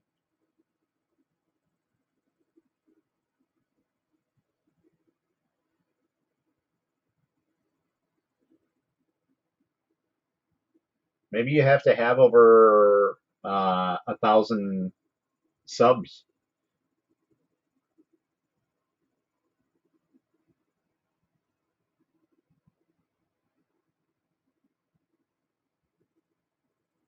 I think that's it.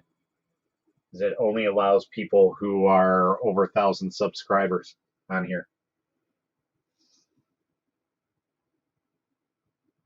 Well, thank you for the likes. Anyway, wow, that dropped my viewer count ridiculously on YouTube. All right, so yeah, I'm just kind of setting some things up here. I got a test print on the new printer, which TikTok you guys can't really see. It's out of the range. Maybe I can, yeah, 1,000 more. Right, but I think even to join a live, I think you need 1,000 subscribers. So it could be at love to limit stuff. Yep. Which is good because that just means that not everybody can go live. Like you need to show that you can, I guess, hack it. I mean, that's understandable. That's one of the things like when people talk about Twitch and everything, like Twitch is a great platform if you want to have little bit of work but a good return. Um, Not so much your investments on it because Twitch takes a lot from um, your affiliate stuff. I think they take half, if I'm not mistaken. They take the most out of anybody. That's all I know. And it's a ridiculous amount. And I want to say it is half, but yeah, that's one of the issues that I have with it is that they purposely get creators in there to go on their platform because it's such a lucrative investment right off the bat, where you don't have to work for what you need to. So, not saying it's a bad thing. It's kind of it's just how it is. Every 4.99 sub, we get 2.49. Yeah, but I believe that changes once you get to a certain tier because from what I've heard, now again, this is just hearsay from people telling me, but once you get like over X amount of subscribers, they take even more than that. But I mean that's half already. And then the other thing is okay, even though they take half, I don't think they take out the taxes on it. So that's the other thing is I don't think Twitch takes out the taxes. Again, I could be wrong. I haven't looked into it. But yeah, that's the switch.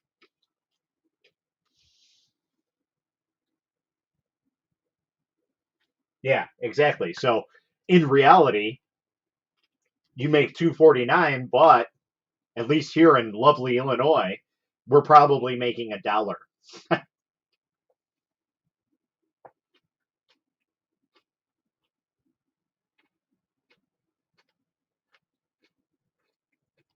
All right, let's take a look at this test print. Got some new resin. I think we are going to change this. First off, this needs to come forward quite a bit.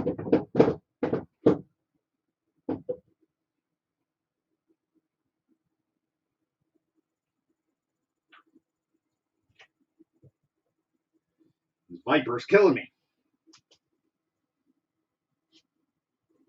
All right, let's see. What's going on here? I'm considering a resin printer, but heard the fumes are unsafe. The fumes are unsafe, but this $40 little desktop carbon air filtration system that is micro USB powered will do wonders for you. Mine has been sitting here collecting dust because, well, I have basically a giant version of this. This is a essentially a tower fan, just in a compact unit. As you can see, the fan inside there. So, and then you have your buttons. You know how much air you want to clean. If you want a timer, there is an LED light, which I mean is kind of pointless, but yeah, that's probably another good thing. And then you have your filter at the bottom here, and that just opens up. So it's a dual HEPA. I can get this out. It is a dual filter, so it is carbon on one side, you can hear the carbon, and then a HEPA on the other. So, and then there's your fan, basically draws everything in. As you can see, it's a little dirty, not terrible though. I've only used it a handful of times before I switched over to a larger unit. But 40, 50 bucks on Amazon, and you can probably run 3 resin printers, and you just set it right next to them, and you should be good. That's basically when I switched over, when I started getting like medium-sized printers. I had 3 small printers and a medium-sized printer.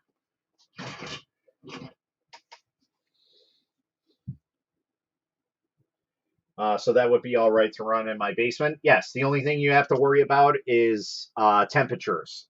Much like I print in my basement, temperatures are a major issue when it comes to wintertime, because anything printing under 70 for resin is not very good. Can you get away with it? Maybe, but it's very, very rare. Another thing you can also look into purchase, which I'm not a big fan of these, but these are really, really nice, are these little Elegoo air filtration systems. Again, make sure, just like that one, you open it up and you take the plastic wrap off of the carbon filters that are in here, because otherwise they're literally not doing anything. These are USB rechargeable, which is the thing that I hate most about them. If they were like a plug-in unit, like the new Elegoo Saturn S has, okay, that would be great. But these come in 2 packs, and for about the same price. So if you want something a little more compact, this is probably your best bet. And these are dead because I haven't charged them in a long time. So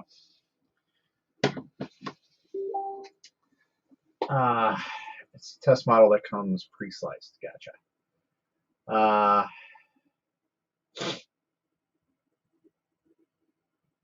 I've learned so much from you. That's great to hear. I love trying to give out knowledge.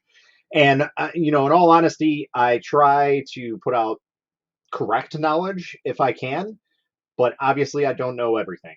I try not to do assumptions on a lot of stuff, but obviously, I look into some information and it might be misleading. Who knows? So, does carbon purify FDM as well? I would think so. So if you have a ABS enclosure or nylon, I would probably go with the bigger one. I wouldn't go with something like the Elegoo. I don't think those are strong enough to process ABS fumes. I mean, we can always give it a shot. I can run over to my buddy Tim's house and from TH3D Studio, and we can look about using that on the ender farm that he has and see how well it does. But I'm not expecting much out of those small ones.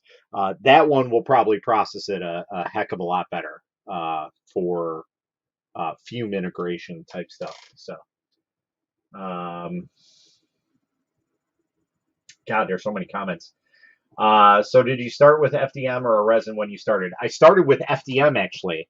Probably the most disastrous printer on the face of the planet, and several may know. It was an ANET A6, but it was a rebrand. It was called an Lunar M506, but essentially it's an ANET A6. And I had a heck of a time printing with that. It took about 9.5 hours to build it because you're literally building it from scratch. The only thing that was physically put together was the hot end, and even that you still had to mount it and put it on the mount and then mount the mount on the linear rails.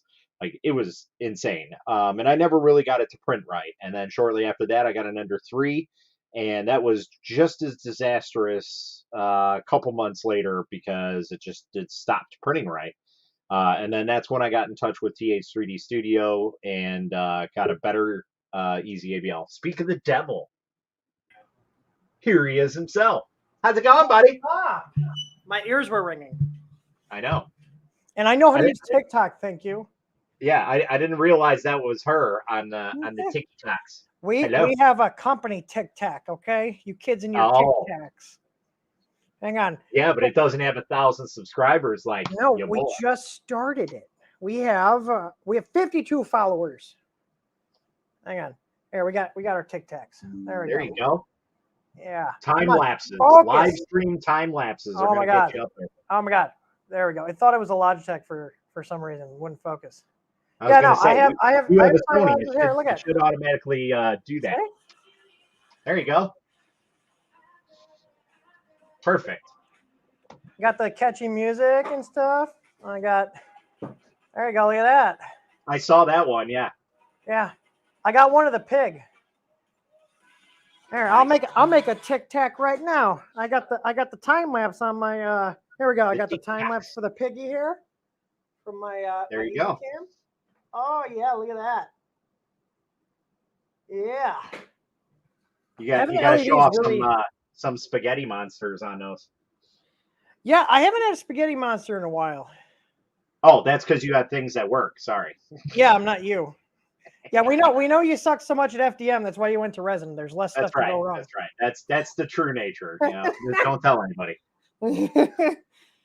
The only thing I can't figure out, I'd like to they don't have an option. At least I can't find it to crop this down to zoom it in, so it's not a a 16:9 aspect ratio. Yeah, you'd probably have to edit that beforehand. Yeah, that's what I'm thinking. On my, I mean, let's say I probably just do it on my phone. But yeah, let's see, edit. That would make sense. I got to crop it down to let's see. Oh yeah, here we go. What would you recommend for fixing a layer shift that shifted so hard it moved the glass on my bed? I think I saw your TikTok today. Was that the one that ended up on the floor and you had a spaghetti monster behind you? Well, that's rough. Maybe I'm thinking of somebody else. I had that happen to me, especially on my under 3 back in the day. You're the reason we have that shirt on the store that says day since print failure. It says 1 and it's crossed out and says 0 underneath. Seriously? I told somebody about that because apparently a lot of people get mad at me for posting my hatred about the under 3 on TikTok, and I mean rightfully so, but I also have the reason because it's garbage.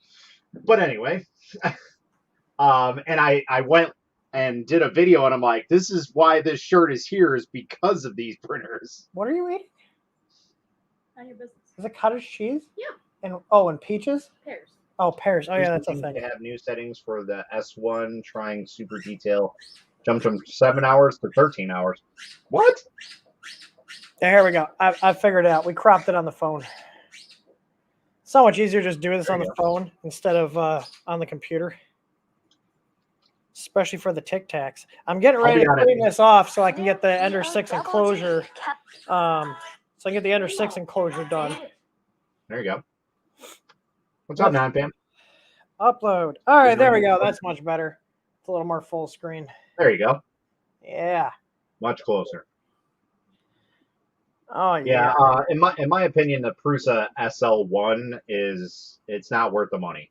As much How's as that any different from their other printers? It's not. It's an overpriced SLA machine, and the The only cool feature is instead of the build plate raising up and down, the vat actually drops out and comes up and down. So it's like opposite effect.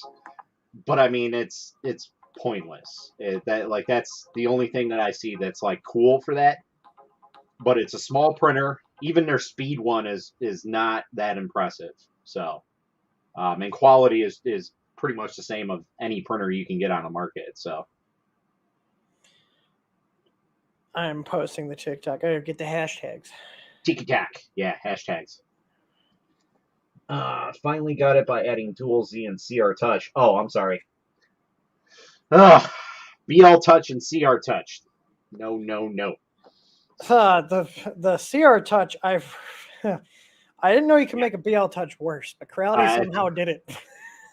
I will say at least they did one thing right with it. They put a metal probe back on it. I knew you were gonna say that. Yeah, so at least it's like if you have a failure, it doesn't completely destroy everything. That's it. That's its only claim to fame. But I mean, I've heard more horror stories with people trying to set those up than I have with BL Touches. So. Well, because they don't support anything. Yeah. It's most of it's probably user, but like it is. But yeah, God damn it! I forgot to caption. I forgot to save my caption. Oh. So now I got. Yeah, I do that all the time too. Yeah. Dang it. I hate Creality. It's taken almost a year. Hold on. It's a year to get my Ender 5 Plus to run reliably. And so you swapped a BL Touch for something that's worse, a CR Touch on an Ender 5. The 5 Plus comes with an actual real BL Touch. Right. But it's still problematic, isn't it? Like, I mean, well, the main reason is they have the cable's like over a meter long, and it's not shielded. It's really tiny wire. I think it's like 24 gauge or 26 gauge. It's like very tiny. So, and it's running parallel to all the heater lines and all your fan lines. Yep. So like, yeah, it's the accuracy issues on that specific machine are mainly because it's not shielded and it's a long run. You don't want to be running signal lines next to all your freaking your PWM heaters. So if they're not shielded, Okay, let me see if you know what sucks is you can't go back and copy your caption that you made in TikTok, which sucks. Because what I'll do is I'll post something on TikTok. I'll post it to YouTube Shorts. I'll post it on Twitter, on Instagram and Facebook, and so it just hits all the networks. The touch system on the Ender S1 seems pretty good. That's actually probably a solid machine, and I have an S1 sitting right there in the box. I saw that. But those are pretty much made like the Mingda Magician X, the Focus. I have one of those on the way.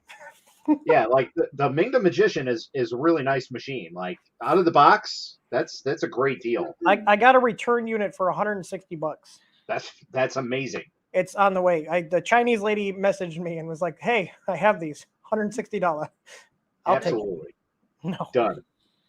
Like Mingda stepped up their game. They used to have a terrible printer, like, and that one is far superior. But like I said, it's based off of the Focus Odin printers.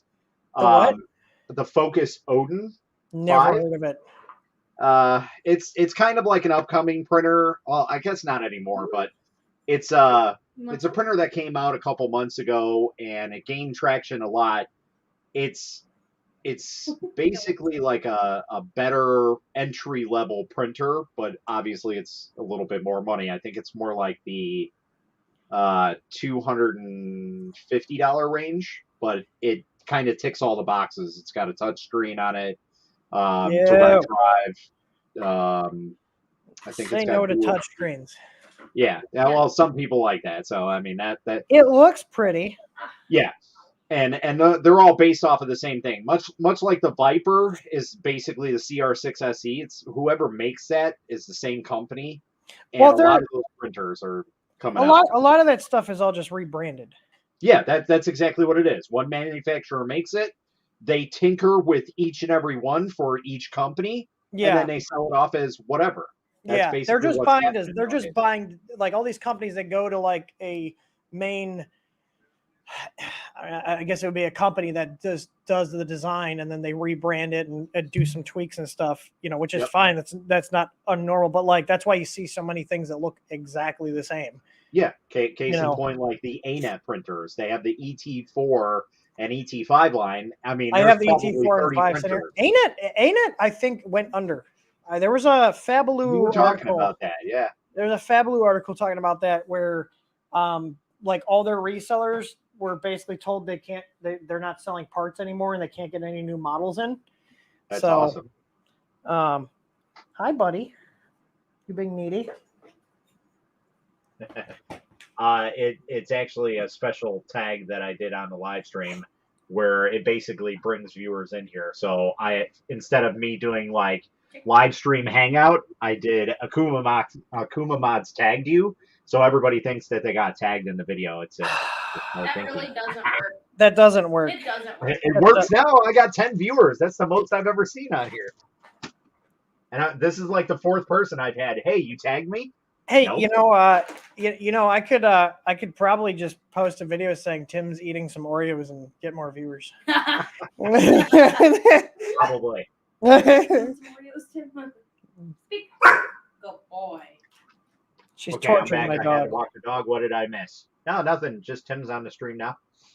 Yeah, I'm gonna clean up here in a sec, and I got to get the Ender 6 included. This Ender 6 is going to the high school here. They purchased this, so I'm doing all the upgrades and everything to it. Nice. Decrealitying it. Yep. So it actually works. Works efficiently and yeah. There we go. I just posted my Tic Tac all over. There you go. I did it live. It's the Octoprint like live streams that people get thousands of views on that stuff. Where I don't get you set a print and go. I don't understand it, but I mean, I've got extra phones laying around. Maybe I should just like point a phone at my thing and just have. That's literally what these people do. I know, and half of them, the prints failed, and they're still going. So there was one where somebody had a failure on a print. Like the first, I want to say maybe 1,000 layers went down okay, and then it just something happened. Like the filament snagged, and all day throughout my group is like, oh, this is a sad story. Oh, this guy's gotta have a terrible day. Like probably 10 different posts about this guy and like people trying to reach out to him to tell him, hey, your print failed. What if that's part of his marketing ploy to get viewers? Yeah, no, we've been talking about doing more TikTok stuff because it does seem to be an emerging market there for 3D printing. It's a very big market. 3D print talk. Yep, and I think I'm aware of the latest stuff. You whippersnappers, you zoomers. I would think doing something about your Easy ABL would be good. Yeah, that's because a lot of people don't know about it. I always direct them to there. Yeah, she's a Gen Z map. Oh boy, I'll be honest. I don't even know what gen I am.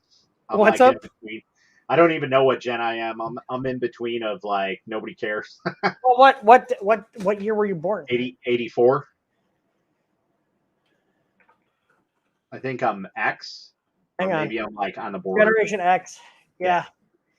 So I was 89, which puts me in the millennials. Oh, little kitty. And she's 97, so she just missed being a millennial. Good Lord, you're a baby. Yeah. Kind of robbed the cradle on that one. Yeah,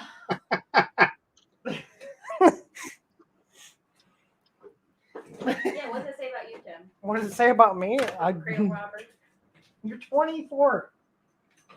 Now, who is that? Who is that one like really plastic model that dated the really really old guy? I don't know. There's probably a million of them like that. No, she was real big in the movie industries and stuff like that. And then she died shortly after him. I have no idea. 97, the year he graduated. Question. How does that make you feel, Krista? 97's the year he I was just a twinkle in my dad's. See, I graduated. Well, I would have graduated high school in 2002. So. Yeah, you fucked that up, didn't you? Yep.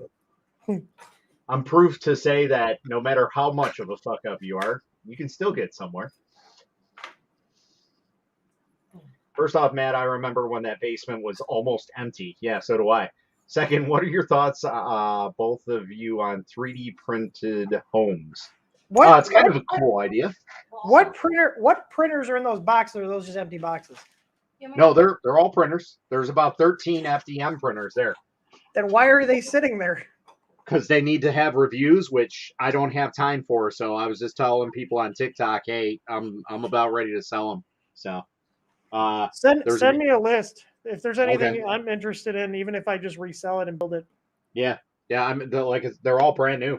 Like I'll probably keep a handful of them if that. I got a SVO2 in the box, an Anycubic Mega S, a Voxlab Aquila X2, and Ender 3S1, but I bought all those. Those were not review units. Oh, nice. So Tyler West is in the house. He's actually on the regular page. If you are interested in our Focus Odin 5 F3, welcome to our Focus official user group. I did hear about that. That's basically your CR10 style model, right? The bigger one? Wait, what?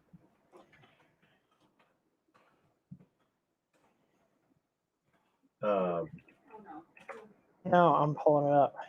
Okay. All right. Don't scare the crap out of me. I literally thought, like, I just got a notification from, like, my stock manager that stuff went up, and the way that they wrote it, it looked like I went up, like, $2,000. I'm like, there's no way a stock went up that high in a day. Oh, you're an old man talking about your stacks. I just invested in some crypto stuff, and that's it. I don't ever keep an eye on it, but it like pings me every once in a while to say, hey, it's doing good. I have a decent amount of Bitcoin just sitting, and I don't even look at it because it stresses me out every time I do. Exactly. Especially the last couple months have been a disaster. Oh my God. You want to hear something hilarious? So I don't know if you remember, but every time I would try to talk about Bitcoin with my ex, she would get frustrated because she didn't understand it. And then, like, legally you have to disclose that. I was like, so you want half of my Bitcoin too when we get divorced? And she's like, fuck you. You can have your Bitcoin. Because I wasn't going to change it to USD. I was going to make her set up an account and everything. I was like, yeah, you can have half of it. Just let me know what your address is. There you go. Well, missed out on that. I mean, it was a couple $1,000, so. Yep, and that can change in a lick of a minute. Yeah, it could be worth $10 tomorrow. Do I have a Super Racer? No, I used to have a Super Racer, and it was a really nice printer. Deltas are really, really cool to watch printing too. They're a pain in the ass, though. Yeah, and when something goes wrong, it's a disaster. Yeah, I mean, because that, like, you got those 3 axes, and like calibrating them too. Like, I mean, I've had Deltas. I don't buy them anymore. They're just too much of a pain in the ass. Yep. Because the amount of build area you get, the main thing is the amount of build area you get for the amount of space it takes up in your print farm or shelving or whatever is the same as a Cartesian or a Core XY, except it's got less print volume because it's a round print bed. Yep.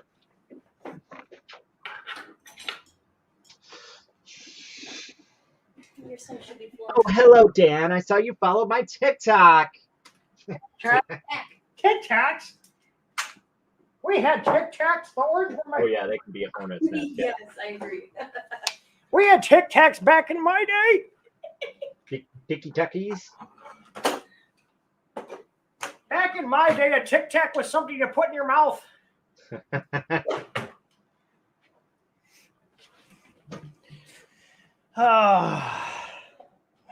Yeah, no, I got my PO here for the printer.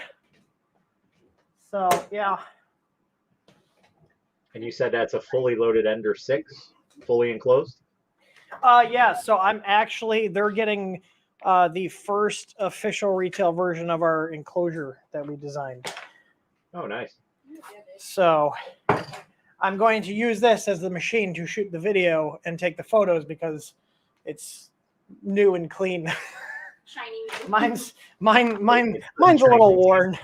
I use it a lot. My Ender 6 has actually been a really good printer. But I did replace the power supply. LCD, put an easy ABL on it, obviously. I had issues with the stock extruder, so I switched it out to the tough extruder. And then changed the motor to a pancake stepper because they're giant. This is the motor they put on the E, Matt. Yep. It's pointless. It's literally pointless. There's no reason to have this Just big a larger housing. Like, no, it's a bigger motor, but it doesn't make any sense. But yeah, 50-15 cooling fan. I got the Easy Pi and the Easy Cam on there with the solid bed mounts and the flex and all that fun stuff. I mean, I run stuff off on it all the time. It's like been my go-to because my Ender 3 Pro is needing some maintenance, and like that was the one I brought to that's the one I brought to all the events and stuff. The one with the dual Z? Yeah. So it just stopped working 6 months ago, and I think I just need to change the nozzle out, but part of the part cooling fan was printed as silk PLA, so it started cracking over time. So I'm just redoing. Basically, I'm just going to go over the whole machine. It's been running for over 2 years. It's got the first Easy board that was ever produced in it. Yeah, because that was 2019 when we first brought that to Murph. Yeah, yeah. It's still got that same prototype board in it. It still runs. It's just I just got to do maintenance on it. Yeah, there you go. No, the Ender. That's what happens when you put things, that are good parts inside of an Ender. It actually works and lasts. Yeah. It can be just as good as a Prusa. Yes, I said it. Yeah, so you're clearly part of the Prusa comment farm, okay, that's infiltrating all these YouTube channels in the comments. Absolutely. Yeah. Who's that guy with the tinfoil hat? Yeah. Yeah, he's still around. He's still telling people that Prusa's hiring bots to, post about how good Prusa is. Yeah. I'm not even joking. Doesn't surprise me. Question. Have at it. State your question, whatever it is. Old beard dead. I love my Prusa. So I just want to put something out there. Prusa is an MK3. A Prusa Mini, in my opinion, is not what a Prusa should be. Here's the reason why. 9 times out of 10, I see more issues with Prusa Minis than I ever have with a Prusa MK 1, 2, or 3 model. I see Dan's in the chat. Come here, Remo. Come on. Up. Come on. Look at Dan. Do you see Remo's nice collar here? Look at his fancy collar. I'm going to take it off. I got this from, I think it's one of Dan's relatives. They make these. Look at, he's like very upset. Oh, wow. That I took his collar. That's a thick collar. Yeah, it's also got a handle here, so if he's being a little shit. I remember seeing something about that, or maybe Dan was telling me about it. I think he was telling me about it. He's so vicious.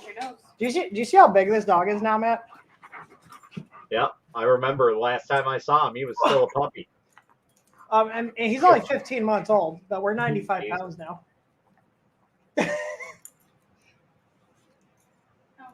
Love that collar. It is amazing. He's a big boy. I guess he left. Who left? It's Old beard dead. Yeah. His cousin. Yeah. Thank you. That's why I wish I had TikTok ability to go live stream on here. TikTok. I would just stream everything on here. So looking at multiple things is annoying. You want to go outside? This is for that. That goes with it. This? Yeah. That's a sample roll. Oh, they give me a sample? Yeah. So Dan, since you have both of them and you have a modified Prusa MK model, it's technically as modified, even though it is a bear. I think it's a better model. How many times has your Prusa Mini failed compared to your bear failing? That's my question. Yeah, you gotta buy them. Because I will tell you, like talking with Uncle Jesse, I see his Prusa Mini fails all the time, and it's hysterical. Yeah, did you see he got a new building? Yeah, I saw that. Yeah, that's why he hasn't been around lately. He's kind of setting it all up and everything. Yeah. So Yeah, I'm working on. I think I have an extra panel here. Did you want me to take pictures? I have. These are all the acrylic panels for the oh boy, enclosure. I love taking off those covers. It's so much fun.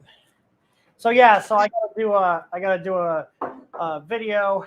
So I'll probably drop off here in a sec. I gotta do a video. So I gotta dry fit all this. Got these really nice. They're not T-nuts, but they're slide-ins with the little balls on there, so they don't move. So, but yeah, it'll be an aluminum extrusion frame with the acrylic on it, and then I've got a pass through for the PTFE here in the back corner. So right. same kind of style as what's on the Daedalus. So I got Joe who made the Daedalus. He designed this. You know, I had a buddy who lives only like 20 minutes from me down in Westchester, and he made something like that for the under 6. And I told him, I'm like, you should come out and make a kit like that. Like, this was when it first came out. And Yeah, he never I've had did. this for probably 3 or 4 months, but I've been a little busy dealing with personal matters. Yeah. That I'm just getting caught up with all like the back projects and stuff. So, but I'm getting caught up pretty quick.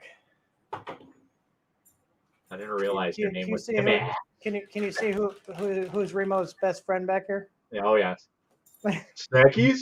Snackies. I'll have some snackies. We just got him a little container from Petco. It's like a jar. It's about this round, about that big, and it says Snackies on Hey, it. those better be mini tacos. They are mini tacos. Yes. I bought a package. I was like, there's no way I'm passing this up. I'm totally getting these. Yeah, he has mini tacos. So yeah, eventually, and then I'm probably going to put the Ender 3 S1. What printers do you have that you want to get rid of? Do you have anything that's like decent or higher end? Probably not. SainSmart Coreception. That's probably one of the higher ones. So I have to look that up. Is that a Core XY? It is a Core XY, yeah. But it looks like a nicer one. Like the quality I'm of the build. build. It's already discontinued. Oh, absolutely. I know that. Oh dear God, I've had it for like a year. This looks like a Two Trees rebrand. Good possibility. I think it's a little better built though. It's got better stuff. But other than that, it's just like knockoffs. Like I have an ANET ET4, ET5. Yeah, I have 2 of those. I have both of those. I don't need those. I might be interested in the Coreception, but I've never. You're the first time I've heard it, and like normally I gauge interest on printers by how many people are bringing it up. And the Ender 3S1 was one that kept coming up in the live streams, and I've never heard of this one. I'll send you the Hyea SX4. Oh my God, dude. I feel like I've heard of that one, and it's a pile. Yes. It's like a disastrous longer LK4. Tyler's talking to me. Yeah. And hey, got a good Resin Print. That's why it was like a Core XY, and he's been struggling with that. That printer's been nothing but problems for like years, and they had a solid state relay controlling a power supply that controls a DC bed, and they were switching the power supply on and off with PID instead of just using a MOSFET to control the bed. So there's literally pulsing AC current to a power supply that powers the bed instead of just leaving the power supply on and running a MOSFET to control the bed. That's the correct way to do it. So they were trying to probably save on power. The Coreception, this came out in 3D Print General is the first video, and this came out in 2020. So it's been out for a while, and if I've never heard of it, it's probably... It was never marketed, I'll tell you that much right now. Yeah. I mean, like, if you have any that you want to just, like send me a list. Like, you got me on... Like I said, they're all going to be, like, weird names. Like, at least 3 of them that I have, I've never even heard of this company. They make Filament, and they sent me a printer. It's literally an i3 Mega, like, knockoff. And that's their name. Like... They just went on the keyboard and went. Bleh. Yep, literally. I did buy some. I got Krista some Polymaker filament and some Amolin. Have you ever printed with Amolin? I typically stick with most of the U.S. brands, but the ones I like, they don't typically have like the fancy like niche ones like the silks and stuff. So occasionally I will venture outside of the U.S. and pick up some Chinese filaments. So from what My it looks personal like, use. Amelin looks like it's a Ziltech derivative. So Ziltech is just rebranding somebody else, but Right. I got this looks cool. I think it was like $25. It's like a matte blue. Okay. And I thought that'd be kind of cool to mess with. But I got her like one of those silk rainbow changing ones. Yeah, those are all right. I've had like mixed. She's just printing fun stuff. I gave her an Under 2 Pro that's fully upgraded with all her shit on there. Yep. So I'm waiting on the flex plates coming. So we discontinued the 165 flex plates because the Under 2 stopped getting made, and now it's back. So I was like, okay, well, we got to make them again. Of course. Like, doesn't the King of Rune use that too? That's one of the the King ones Runes are 180, which I have plates for those already. Okay. I mean, I have my KP3, and that's been a great little printer. The KP3S. Yeah, I have one to review. I have the KP3S, which my biggest complaint, the fans are damn loud on it, and they're pumping all the bed current through this tiny little barrel jack. And mine was getting to be like, I have to go back on the video, but it was like 50, 60 C when it was loading. They're pushing like 12 amps through a barrel jack that's designed for 5. Wow. Oh, yeah. You know what? I think I remember you saying that. Yeah. I do think, in my opinion, the Ender 2 Pro is probably my new favorite tiny printer. Right. Like in all seriousness. My only complaint. The original was good too. The original was pretty good, but it didn't have a layer fan. But I think the 2 Pro is a good bang for the buck, especially if you're limited on space or you want something that's super portable. The biggest complaint I have is that they used a non-standard 5-pin connector on the motor. So I'm actually getting wiring harnesses made to adapt those to a standard 4-pin JST. So that way you can, because that's the only thing stopping us. So if that board goes out, you have to get their board. But if I have once I have that cable set kit made, which I should have in a couple weeks, honestly, I can then drop an easy board in it. I can even drop Corelli's 427 board in it. That allow you to switch it out to a different board. I don't know why they did the 5-pin other than they added a ground wire going to the motor. So I think they were bad on the electrical interference issues with that printer. Because why would they go to the lengths of grounding the hot end, the bed, and every single motor on that printer if there were no electrical interference issues? That's does it have a probe on it? Like, is it no, auto level? No. I have a new probe coming out that will be added to the additional lineup or the existing lineup. So we have the 18 and 12 millimeters, and we have an 8 coming out. Oh wow! Okay. So really tiny, called like a micro. Pin probe almost. Yeah, it's like a pin to probe styles, but it's capacitive, so it still works on glass and all the other materials. So you can actually still use it on any surface. Stop getting your nose all over everything. Yeah, you. Who, me? But yeah, I have one of the prototypes on hers, and she's been using it and has had no issues. So that's good. I haven't even had to help her with it. I was just like, here's how to slice. I set her up with S3D with a profile I made. I was like, here's how to slice. I put an Easy Pi on there with the camera and everything, and I got the Wi-Fi outlet on there too that we sell. So she just slices it up and uploads it to Octoprint and clicks the little power button, turns the printer on, and prints. There you go. And that it prints really, really well. I will say it prints very well. They did a good job on that machine. So that's good. Tyler says you're a keeper. Yeah? Aw. Hopefully. That's because I came in clutch that one day. Let's see. Yeah, that same Smart one's interesting. I don't know if I do it. No, it's not worth it. I'll buy stuff that is worth me getting to do dev. Oh, here's a big thing. It's got a DB9 or DB15 connector for the hot end. That's not good. That's not a cable rated for strain and repetitive motion. Awesome. It's like freaking Big Tree Tech putting USB-C and HDMI connectors on their hot ends. Like, those connectors are not designed for constant motion. They're designed to be plugged in and be static. Yep. Like, just because you can do it doesn't mean you should. Oh, but they did. And said something. Krista, tell Timmy to send me a box of reasons to do a stream and swap the Ender 5 from that other company's parts to TH3D. Ender 5. Ender 5 or 5 Plus? Yeah, because the Ender 5 is a good machine. Or the Ender 6. The 6 sounds good. I actually like the Ender 5. Yeah, I have 2 Ender 5s here. They're in our print farm. Oh, just the 5. I got to check on spy on Dan. Dan, your channel still only you only have 689 subscribers. Dan, got to pump those numbers up. So apparently the new thing is Twitch now. Is it? Yes. TikTok and Twitch. Yeah, I got to Yeah. figure out why Streamlabs won't. Streamlabs for some reason will not stream out because I got their paid version. Yep. And it will not stream out on multi-stream to Twitch for some reason. Really? And if I use streaming right now.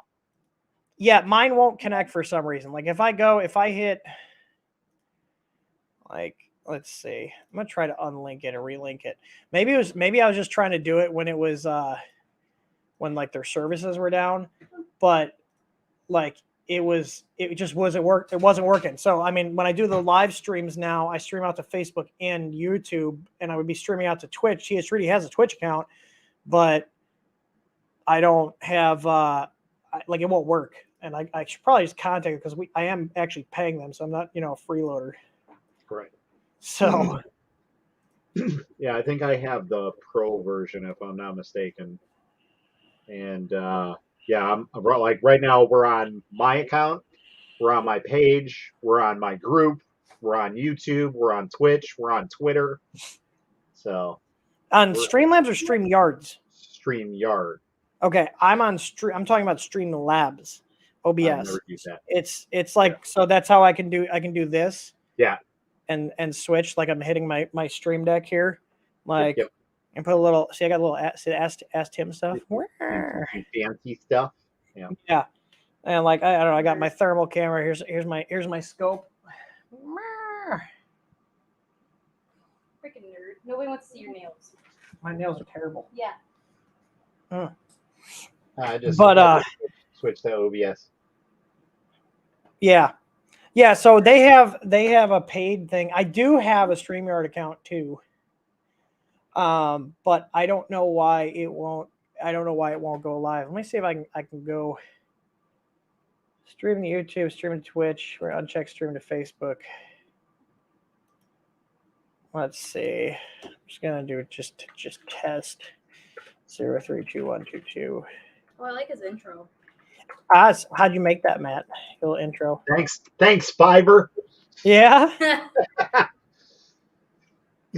I went to Fiverr because I'm like, you know what? I don't have time to do an intro really quick, and I'm not that fancy. So I was like, here you guys go, make something.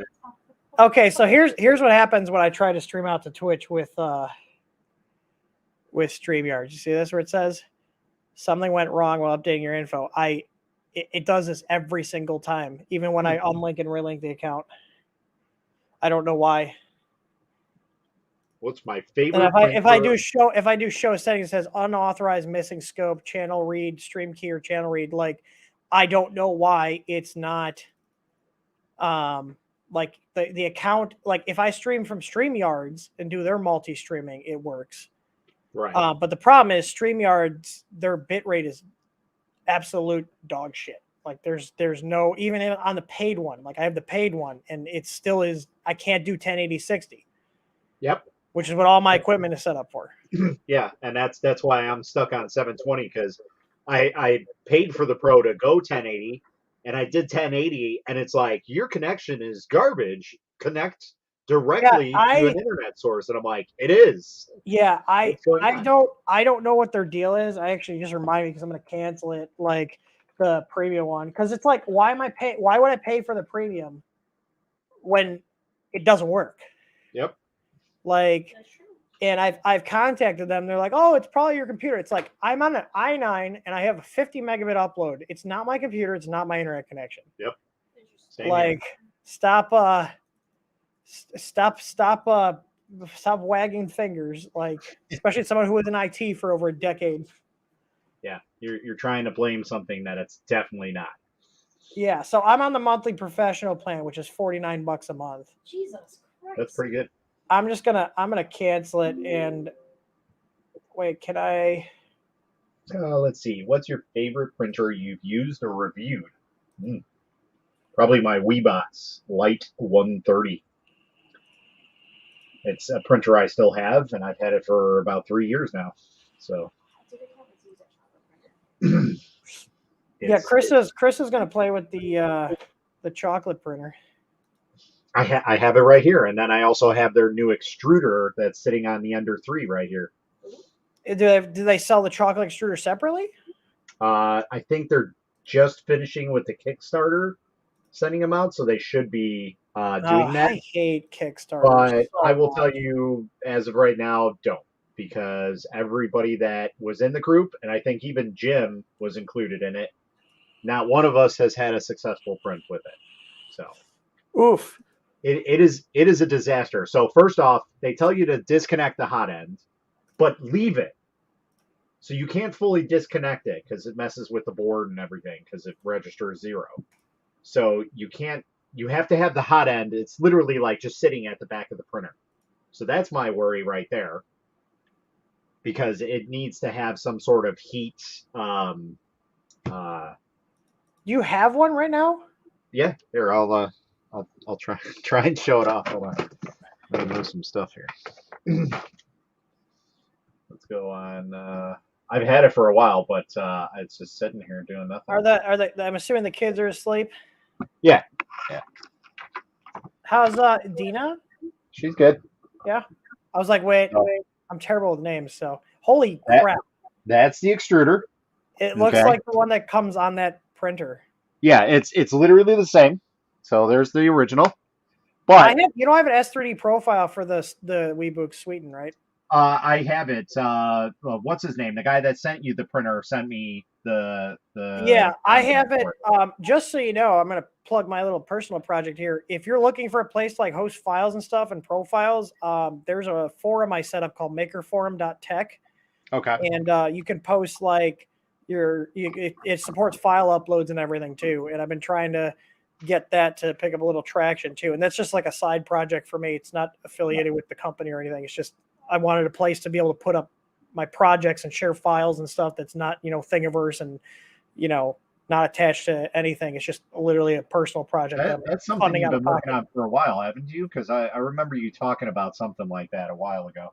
I wanted to do it, and I was trying to figure out a way. What started it was I wanted to find a way for people to easily share their slicer profiles. And I was going back and forth, and eventually I was like, why don't I just set up a forum where people can just post their profiles? I have it indexed by Google and everything. So it shows up, but like at the top of the page, like I can share my monitor here. Share screen. So here. Big mode. Well, hang on. I'm doing it actually through the browser, not through my camera. Oh, you're fine. There you go. Yeah. So like this is like the landing page here. So, and we've got a dark mode because it's 2022. Right. But yeah, at the top here, slicer profiles takes you right to the section here. And like, I'm surprised not many people have used it, but like I posted my Chiron one up here. I've got here my Tim's super mega awesome S3D profile page, and I dumped all of my profiles on here.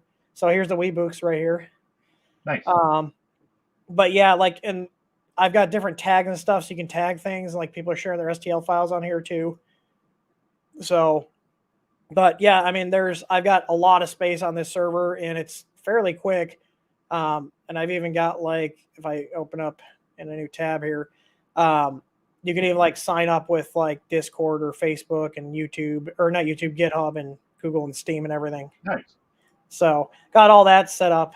So, but yeah, it's literally just for like everything making. Like I also have a section here for resin, but it's basically dead because I don't use resin and not many people here. So like, if you're looking for a place to like post your stuff or like write-ups, because then like it's nice is you can get a URL and be like, oh, here, and send them a direct link instead of being like posting a Facebook group where it's gone forever. Good luck finding anything. So, but yeah. Yeah, that's still alive. I'm trying to figure out how the hell to get the multi-streaming working on here. You guys are talking about this, the lovely CR Scan lizard. Why is there spray paint on it? It's for the tag on it. I probably could have just put a label over it, but whatever. I was gonna say spray paint seems a little much. Excessive. Yeah. A little much. what I had next to me. So I was like, you know what, screw it. You're just in the house, just casually spray painting things. Yeah, because I was like spray painting stuff right there. That's why there's red on that box.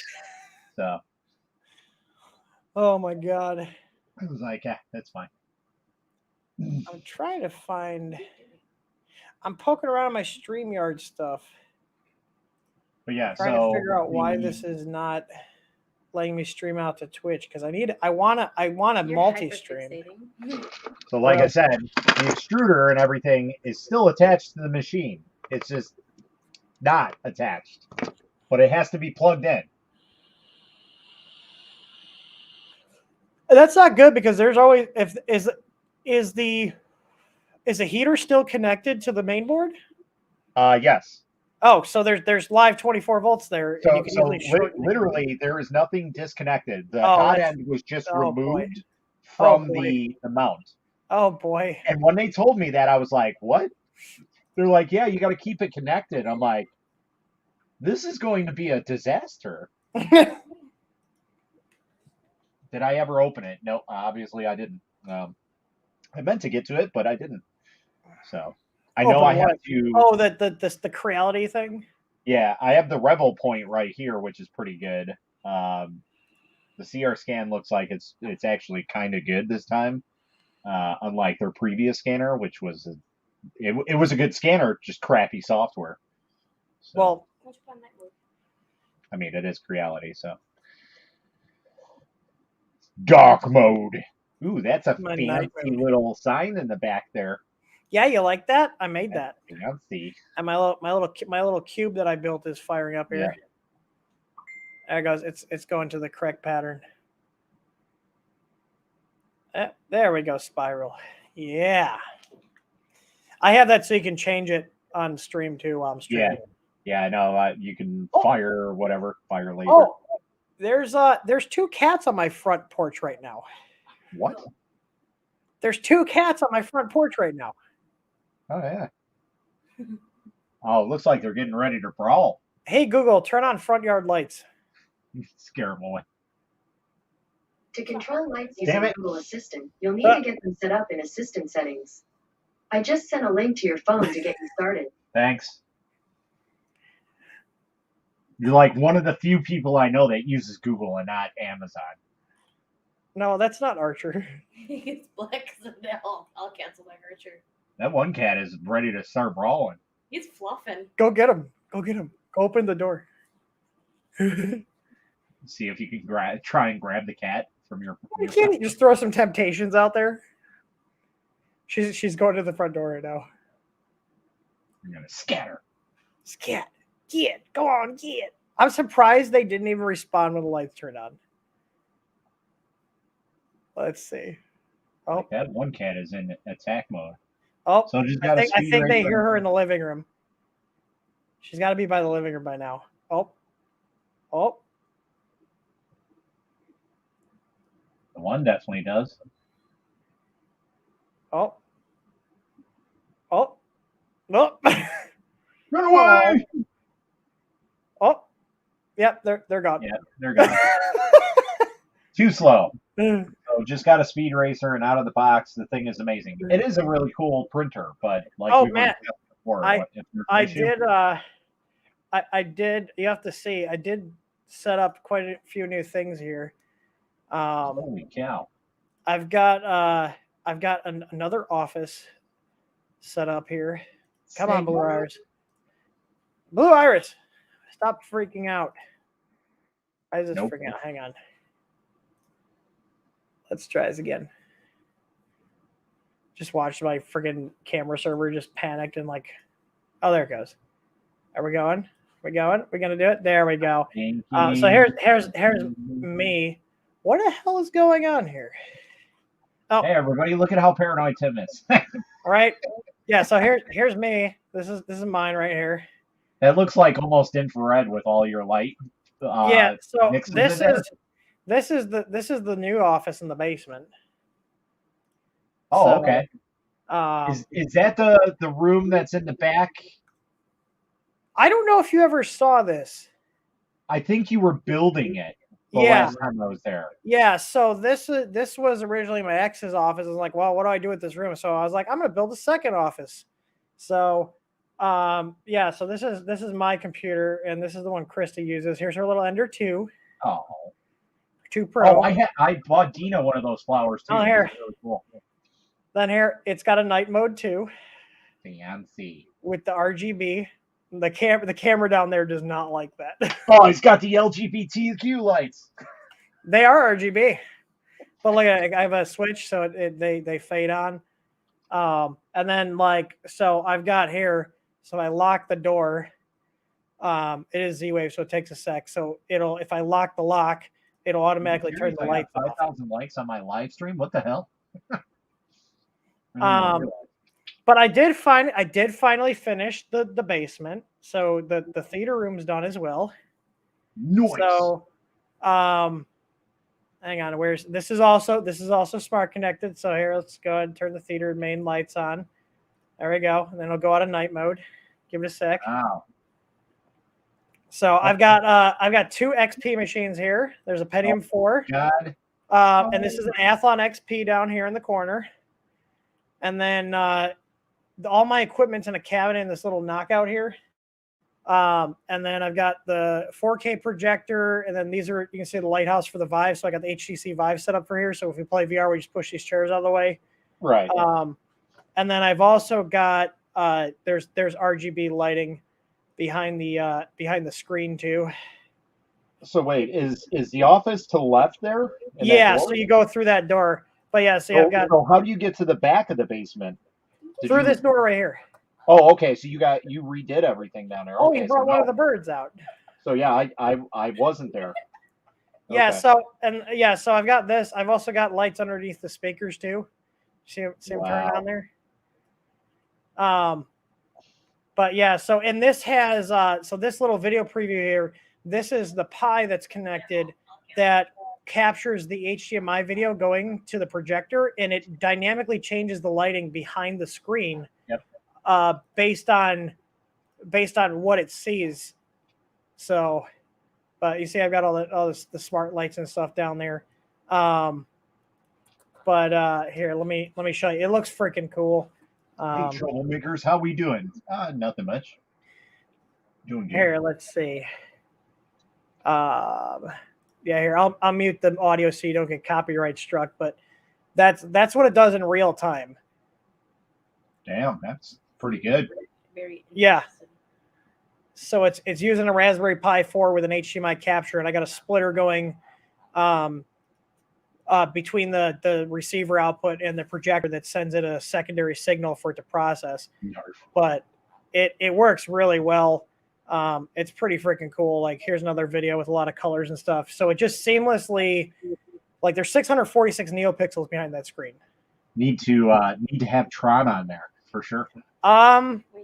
I did. I don't think it's in this demo video, but you can get an idea of.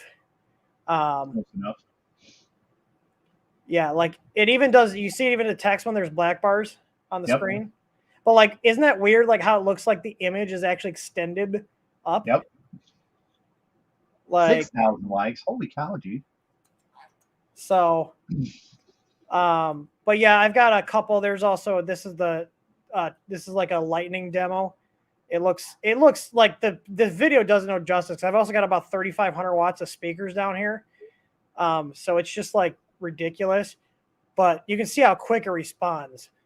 Yeah. Like that would be cool to watch like Twister on or Tron. Like, yeah, that would be awesome. Especially Twister, the one at night where it goes and plows through the movie theater. Oh man, that one would be awesome on that. Yeah. The sound would be amazing. But yeah, look at Krista brought one of her birds out. Are you gonna bite me? Are you gonna be able Oh, to you want to correct? Stevie, can you Does step he up? talk? Or Nope. is he one of those? He's gonna bite me. I feel like he's gonna bite me. I don't know. He's very tired. No bite, Stevie. Come on, step up. Step up. Stevie, step. He's like, no, You man, go, Brett. leave me alone.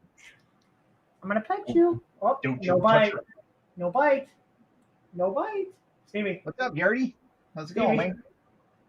We're just live streaming on the YouTubes and everything with Timmy. Are you a Cooper? Did you just laugh at me? You can make me small again. Maybe we'll get to see Krista get pooped on. No. Okay, he's going back to bed. He's going to bed. I'll see if I can grab Opal. Opal, the one that doesn't bite. Yeah, kind of the same here. So. But yeah, no, I've been keeping busy. Yeah, same here. Oh, hang on. These are going to the office downstairs. These are corner ambient lighting that are going to be running an ESP, so I can have more RGB. I've seen those before. Those are really, really nice. There's like 130 LEDs in this strip or something like that, and it's a stand, so it'll be in the corner firing at the wall. Yep. And then I can also have it be reactive to sound by controlling it, by feeding it the sound input through LED effects, right? Wi-Fi. So yeah, I start a new job tomorrow. Technically, it's like orientation. Where are you still doing stuff with UPS? No, I've been gone for them for almost a year now. Okay. So I worked for them, and the last time I talked to you while I was at UPS, I think you were just hiring on your manager right now, or your GM, whoever it is. And that was right at about the time where we lost the account. So I thought we talked. I thought we talked back in like October was the last time. Yeah, it was probably October. Yeah, that sounds about right. Yep. Yeah. It's been a second. Oh, yeah, because she brought the bird. The company I just left, I was there for 8 months. So here, look at birdie. Yeah, you pretty bird. I'm gonna poop on you. You gonna poop on me? Yep. You bird. You bird. What? Hi. Where you going? I swear to God, if she shits on me. Okay, Opal, step up. That would be awesome. That would be the greatest live stream ever. Yeah. Yeah, she has 3 birds, so they now live here. Yeah, I've never had birds. I can hear the bird. What kind? So Yurdy is asking what kind of birds they are. It's a monk parakeet. Opal's a monk parakeet, and then Steve is a sun concord. Conure. Sun conure. And she has a third one named Yoshi, and he's a type of conure. Turquoise yellow conure. Ah, flip camera. I mean, luckily she can't really go anywhere. Although Chris is short, so if she goes up on one of the shelves and stuff, it's not gonna be fun. I don't know, you can't really tell because I'm sitting down, but I'm 6'2", she's 5, like 5 foot. Yeah. Like I can literally just she can stand right in front of me and I can see clear over her head. What is that big resin printer in the back? And why does that one resin printer have tape on it? So this is a printer I can't show anybody right now. So it's all taped up so nobody knows what it is. Because I need to start printing with it. And having it on the floor is not an option for me because it's too damn big. The big one is the Frozen Sonic Mega. That one is 330 by 165 by 400. Okay. So that's a big boy. I'm trying to remember which length of extrusion goes where on this when I have the kit put together. But yeah, I was with the company that I just left on Friday for about 8 months.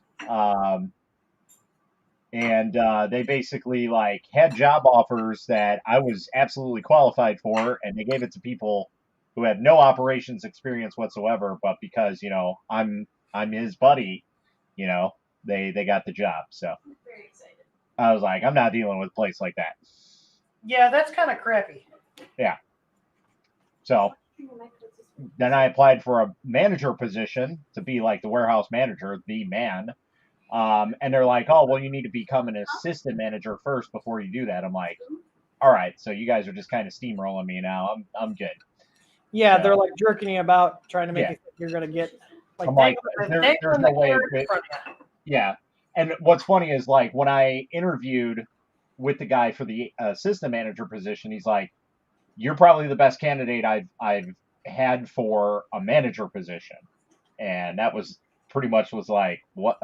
Okay, so as your replacement, I'm the best person you guys have interviewed so far," and he's interviewed his assistant managers and saying that, and I'm like, "Okay." Understandable, but yeah, they still didn't give it to me because I wasn't an assistant manager. I was like, I'm sure you guys can make. I was trying to tell Chris, it's not always what you know, it's who you know. Yeah, that's pretty much how it was there. So I was like, I'm good. So I went looking for a job again somewhere else, and sure enough, one that's not even 15 minutes down the road, Canadian Pacific Railway, and I'll be the inventory control manager there. So yeah, we just hired another shop technician last week, 2 weeks ago. It was last week. No, it was her first week was last week. We hired her the week before that, so 2 weeks ago. Whatever. A little over a week, technically speaking. Technically. well, technically, Well, actually. I was gonna say it. Actually. Don't be So, yeah. Pretty Bird reminds me of the scene in Dumber and Dumber. absolutely.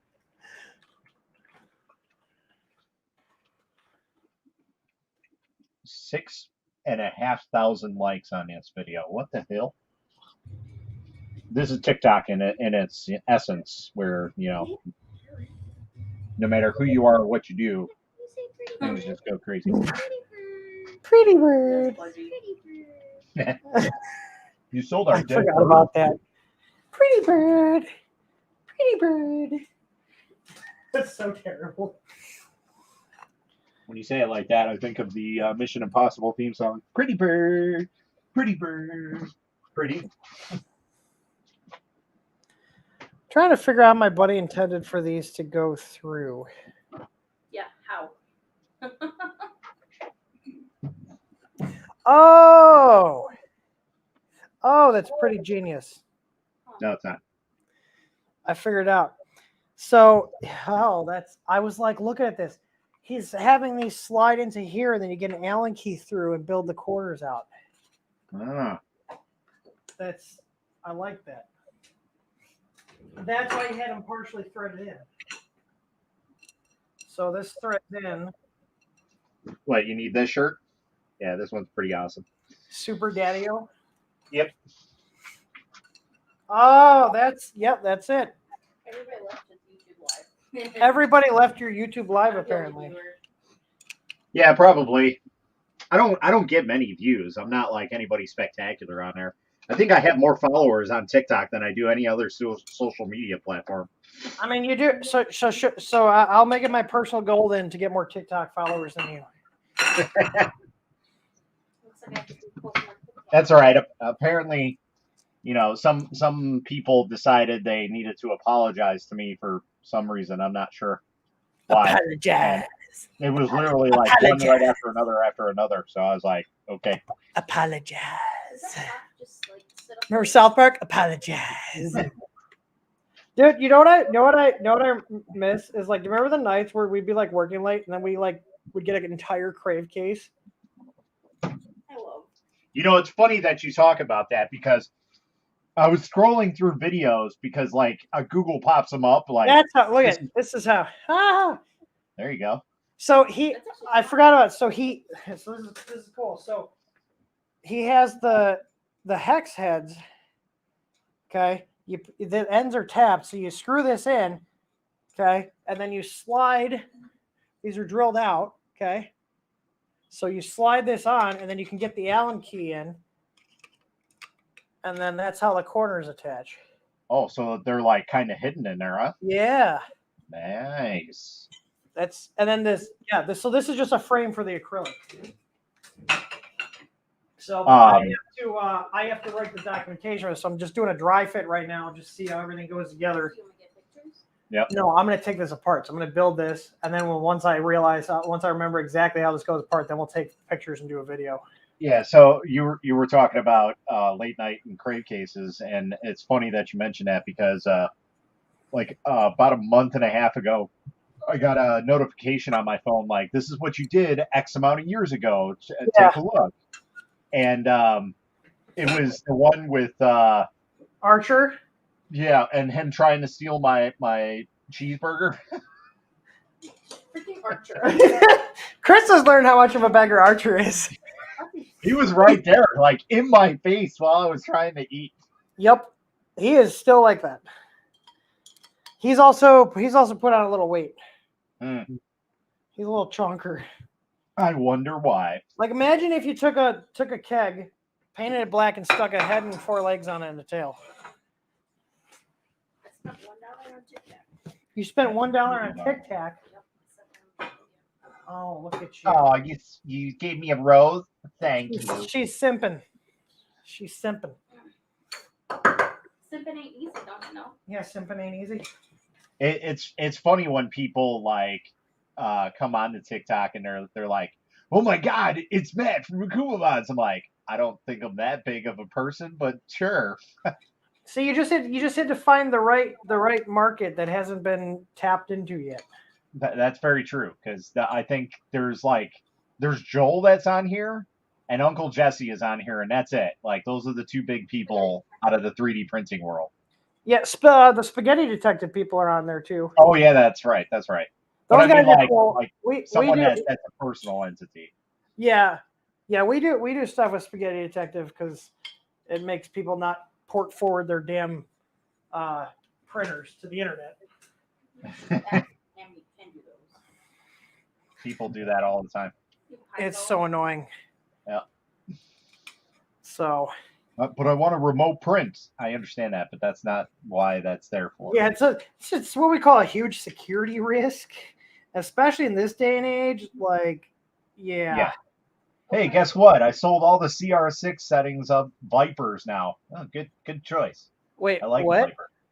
So this guy on TikTok had he had a print farm basically of CR6 SEs, and I guess he went out like on a business trip or went out for the day, whatever it was. He came back and all of them, I think he had like 12 of them or something like that. Did they catch up? Every single one stopped printing, and the Viper was the only other one that he didn't have that wasn't a Creality machine, and it was the only one that finished. The CR6, in my opinion, was a failure. Like, they had so many issues that, like, my CR6 has literally not actually been used to print anything. I did the video on it, and like, I started to try to use it, and like the strain gauge started screwing up. And now, to be fair, I had messed with it to try to see how it worked, but then I bought a whole new setup and it still doesn't work correctly. So I think it might just be that machine. But like, and then here's the other thing is they have those stock boards have a history of catching on fire. John from Tripod had that happen. Yeah. And like, it's really sad because I actually went and bought Big Tree Tech boards to replace the board in it. You know, it's bad when Big Tree Tech makes a better board than Creality. That's what I tell people. Like, everybody on TikTok is like, oh, I upgraded to a silent board. I'm like, that's not an upgrade. And in fact, it's probably more a downgrade in my opinion. Yeah. I'm like, just because they don't have the proper heating. That's fancy. No, this is not it. The acrylic goes on. I know the acrylic goes on, Michael. It sits up top. That's what I was trying to ask you earlier. Does it just sit up there? Yeah, so it sits up here and the acrylic's cut to lock in to the metal. Yeah. Yeah. That's So nice. You had 19 CR6 models. Jesus. That's a lot.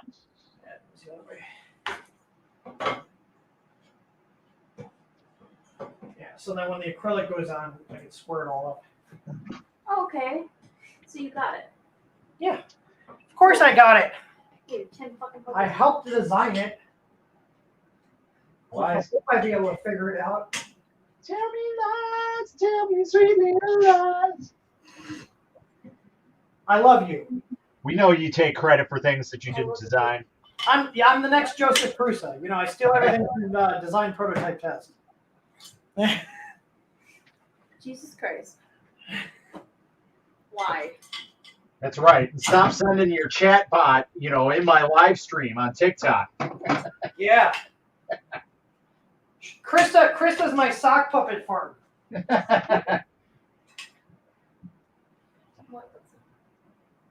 There's a guy called his channel's called Design Prototype Test, and he thinks that Joe Prusa is sending bots, Russian bots after him to promote Joe Prusa's products on his channel, and even sign up on his Patreon.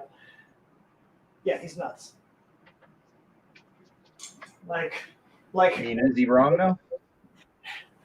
Well, except he has no proof. Like. Why do I have on my shirt? What was the most disappointing printer you've ever used? Oh, that's a hard one. The Two Trees Bluer. That was actually, I didn't have a problem with mine, but that was the first printer I got so pissed off because it was so shitty that I literally disassembled it into parts on the live stream. It definitely is a terrible machine. It's a terrible machine. You can tell, like, when I unboxed that thing, I was like, this is literally the lowest point quality that you can possibly get while still maintaining it being a actual printer. Yeah. But disappointing. That's a tough one. Oh, the Elegoo Saturn. Elegoo Saturn, 100%. Why is that? I literally replaced everything on that printer. Oh, that's a resin print. Yeah, it is. Yeah. So I replaced more on the Elegoo Saturn than I have in the 3 years I've been resin printing, and over 35 machines that I've had here. Collectively, I've replaced more on that printer than I have any other parts collectively. On any printer. I'll even include the FDM printers. I'll even throw the Ender in there. I think it's right up there with an Ender. Tell me, should I take that one then? No. I just realized, though, I put the wrong... Any suggestions for a beginner resin printer? I've got FDM printers, but looking to try out resin. So the Kangaroon KP6 is actually a really nice entry-level machine. Unfortunately, right now, they're not available on Amazon, but they did let me know on their TikTok that they do have it in a U.S. warehouse, so you can buy it from their website and get it shipped from a U.S. warehouse, supposedly. But if you're looking for like a nice kit that gets you going, I have a video on my page here that we were talking about Anycubic. Is it a Mono 4K wash and cure station and a 1 kilogram bottle of resin for like $414, and that's an unbeatable price for a starter kit. I don't know much about Anycubic. I don't have any Anycubic printers at the moment, and I haven't had one for a long time. Maybe that'll change, but right now I don't really know about quality of them. I mean, I had services. Yeah. When I had resin printers, I had mostly Anycubics, and they worked really well. Right. The original Photons, I had a ton of those, and they were great. The Photon S, it was all right. Yeah, I had a Photon S. I had the original Photon. It was actually a really damn good printer. The Saturn, really? I feel like Elegoo gets a lot of bad flack. Elegoo actually gets a lot of good flack because, so here's the thing, okay? So the two main companies in the resin printing community are Anycubic and Elegoo. Anycubic basically made the ability to have resin printers for people like you and I, makers, okay? So they started it all, regardless of what anybody says. They started it like a year before Elegoo. So. But the Photon was the first one I remember coming to market that was like $500. Yeah, it was. And then the Elegoo made a splash because they came in and it was like $250. Or no, I'm sorry, it was $280, and you couldn't beat it. And the Photon was still like $350, I think it was. So of course everybody went for the lower machine. But what's funny about that, I think the Photon was the first one that was priced low enough at $500 that I actually bit and bought one. Yes. I didn't get it for free. I actually ponied up the money for it. Yep. Yeah, and it's a great printer. Like that was a fantastic printer to start You'll everything. you'll probably be a little upset, but I sold 2 Photon S's, an original Photon and a Photon X, with 2 wash and cure station and the ANET N4. I Yeah. sold them for $200. All 5 of those printers and the 2 wash and cure stations. I mean, I I just would never use used them, but them. I'm running out of room right now. I need to sell printers. Does So. that basement just smell like resin? No, I got a tower fan right here that's behind, and it filters everything. So I don't have any issues. Plus, I don't use crap resin either. So it like most of the resins that I use don't smell. So Your shit don't stink. yeah, but Anycubic and Elegoo are pretty much the 2 main staples for resin printing, with Frozen being a probably better machine, but not too many people talk about them. Yeah. But Anycubic, so Anycubic, I think, makes a better quality machine, but they have crappy customer service. Whereas it's flipped around on Elegoo. Elegoo makes a budget machine, so it's not the greatest. They're Calent machines originally. They have a contract with Calent to make their machines for them, Okay. and that's basically it. And so their customer service is all based on them because they don't make the actual machines. They might do a couple things here and there, but for the most part, all the parts and everything are manufactured from Calent themselves. Well, and I think a because lot they of, have great I mean, customer service. you've probably opened up more printers. They probably don't they all have the same kind of boards everybody's using, like those Chi2 boards or whatever the hell they're called. Yeah. So Shi2 board basically corners the market, and then they tried locking up the boards, and the community didn't really like that all that much. I had been following that. What was the resolution on that? As far as I know, it's still a thing, but it's like kind of washed away. And the reason being is Lychee software, which is out there, another slicer, they basically work with people to unlock the boards anyways. So it was just like people still let them do it, and they just made a workaround. That's basically what happened with it. So kind Yeah, of like the whole they shouldn't have tried to mess with it. No. Like that was stupid on their part. So how's the Whale 2 been? It's been printing good. I actually have a test print on it right now. I gotta read the calibration. I mean, here's the thing. Like Lychee, I have heard that it's pretty good software. Lychee or whatever. But like, why not partner up with them and like have them like make the software? Because clearly people are preferring their software over the other options. You know what I mean? Absolutely. Yeah, Lychee has better supports. Like all the miniature makers that I've worked with so far, they use Lychee supports, and you can clearly tell because of the way that the raft is on them. And the supports literally just they fall off the model like once you take them off the build plate. That's awesome. It's amazing. I love it because they use like a combination between like soft medium supports and light supports. So when you break it away, like I just had these models right here, which they use more like medium supports, but they were still.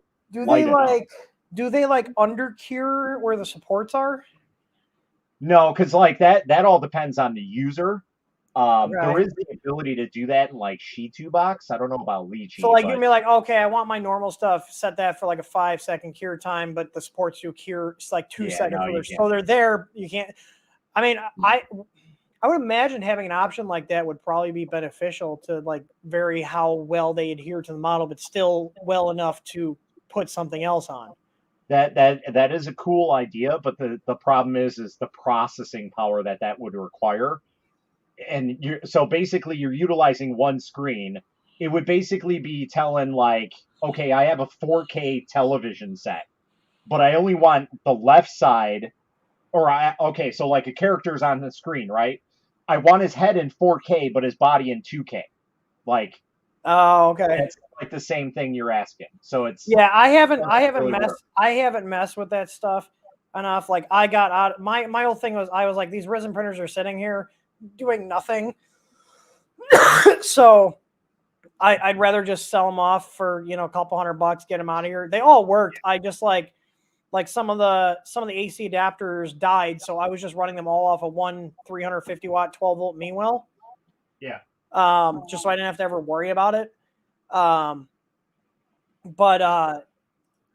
yeah, like I figured if I want to get back into the resin printing, I'll just buy newer models. Yeah, and that's exactly it. They're Because I didn't have any of the mono screens. It was all the first gen stuff. right. They're rapidly going. Like technological wise, they're basically like TVs and computers now. So so if I much. were to get one resin printer and a matching wash and cure station that has a large build volume, what do I get right now? Like that I can order right now. So like a good package deal is the Anycubic Mono X 6K. That's like the best bang for your buck. You get a wash and cure station. You get a the wash and cure station, in my opinion, like that's a game changer, and that makes resin. Like and buy it. So okay, the Mono X 6K resin. Oh, so I see here for $879, you get the wash and cure station and the printer. Now that might just be the Mono X. 7.8 by 4.8 by 9.6. That's decent size.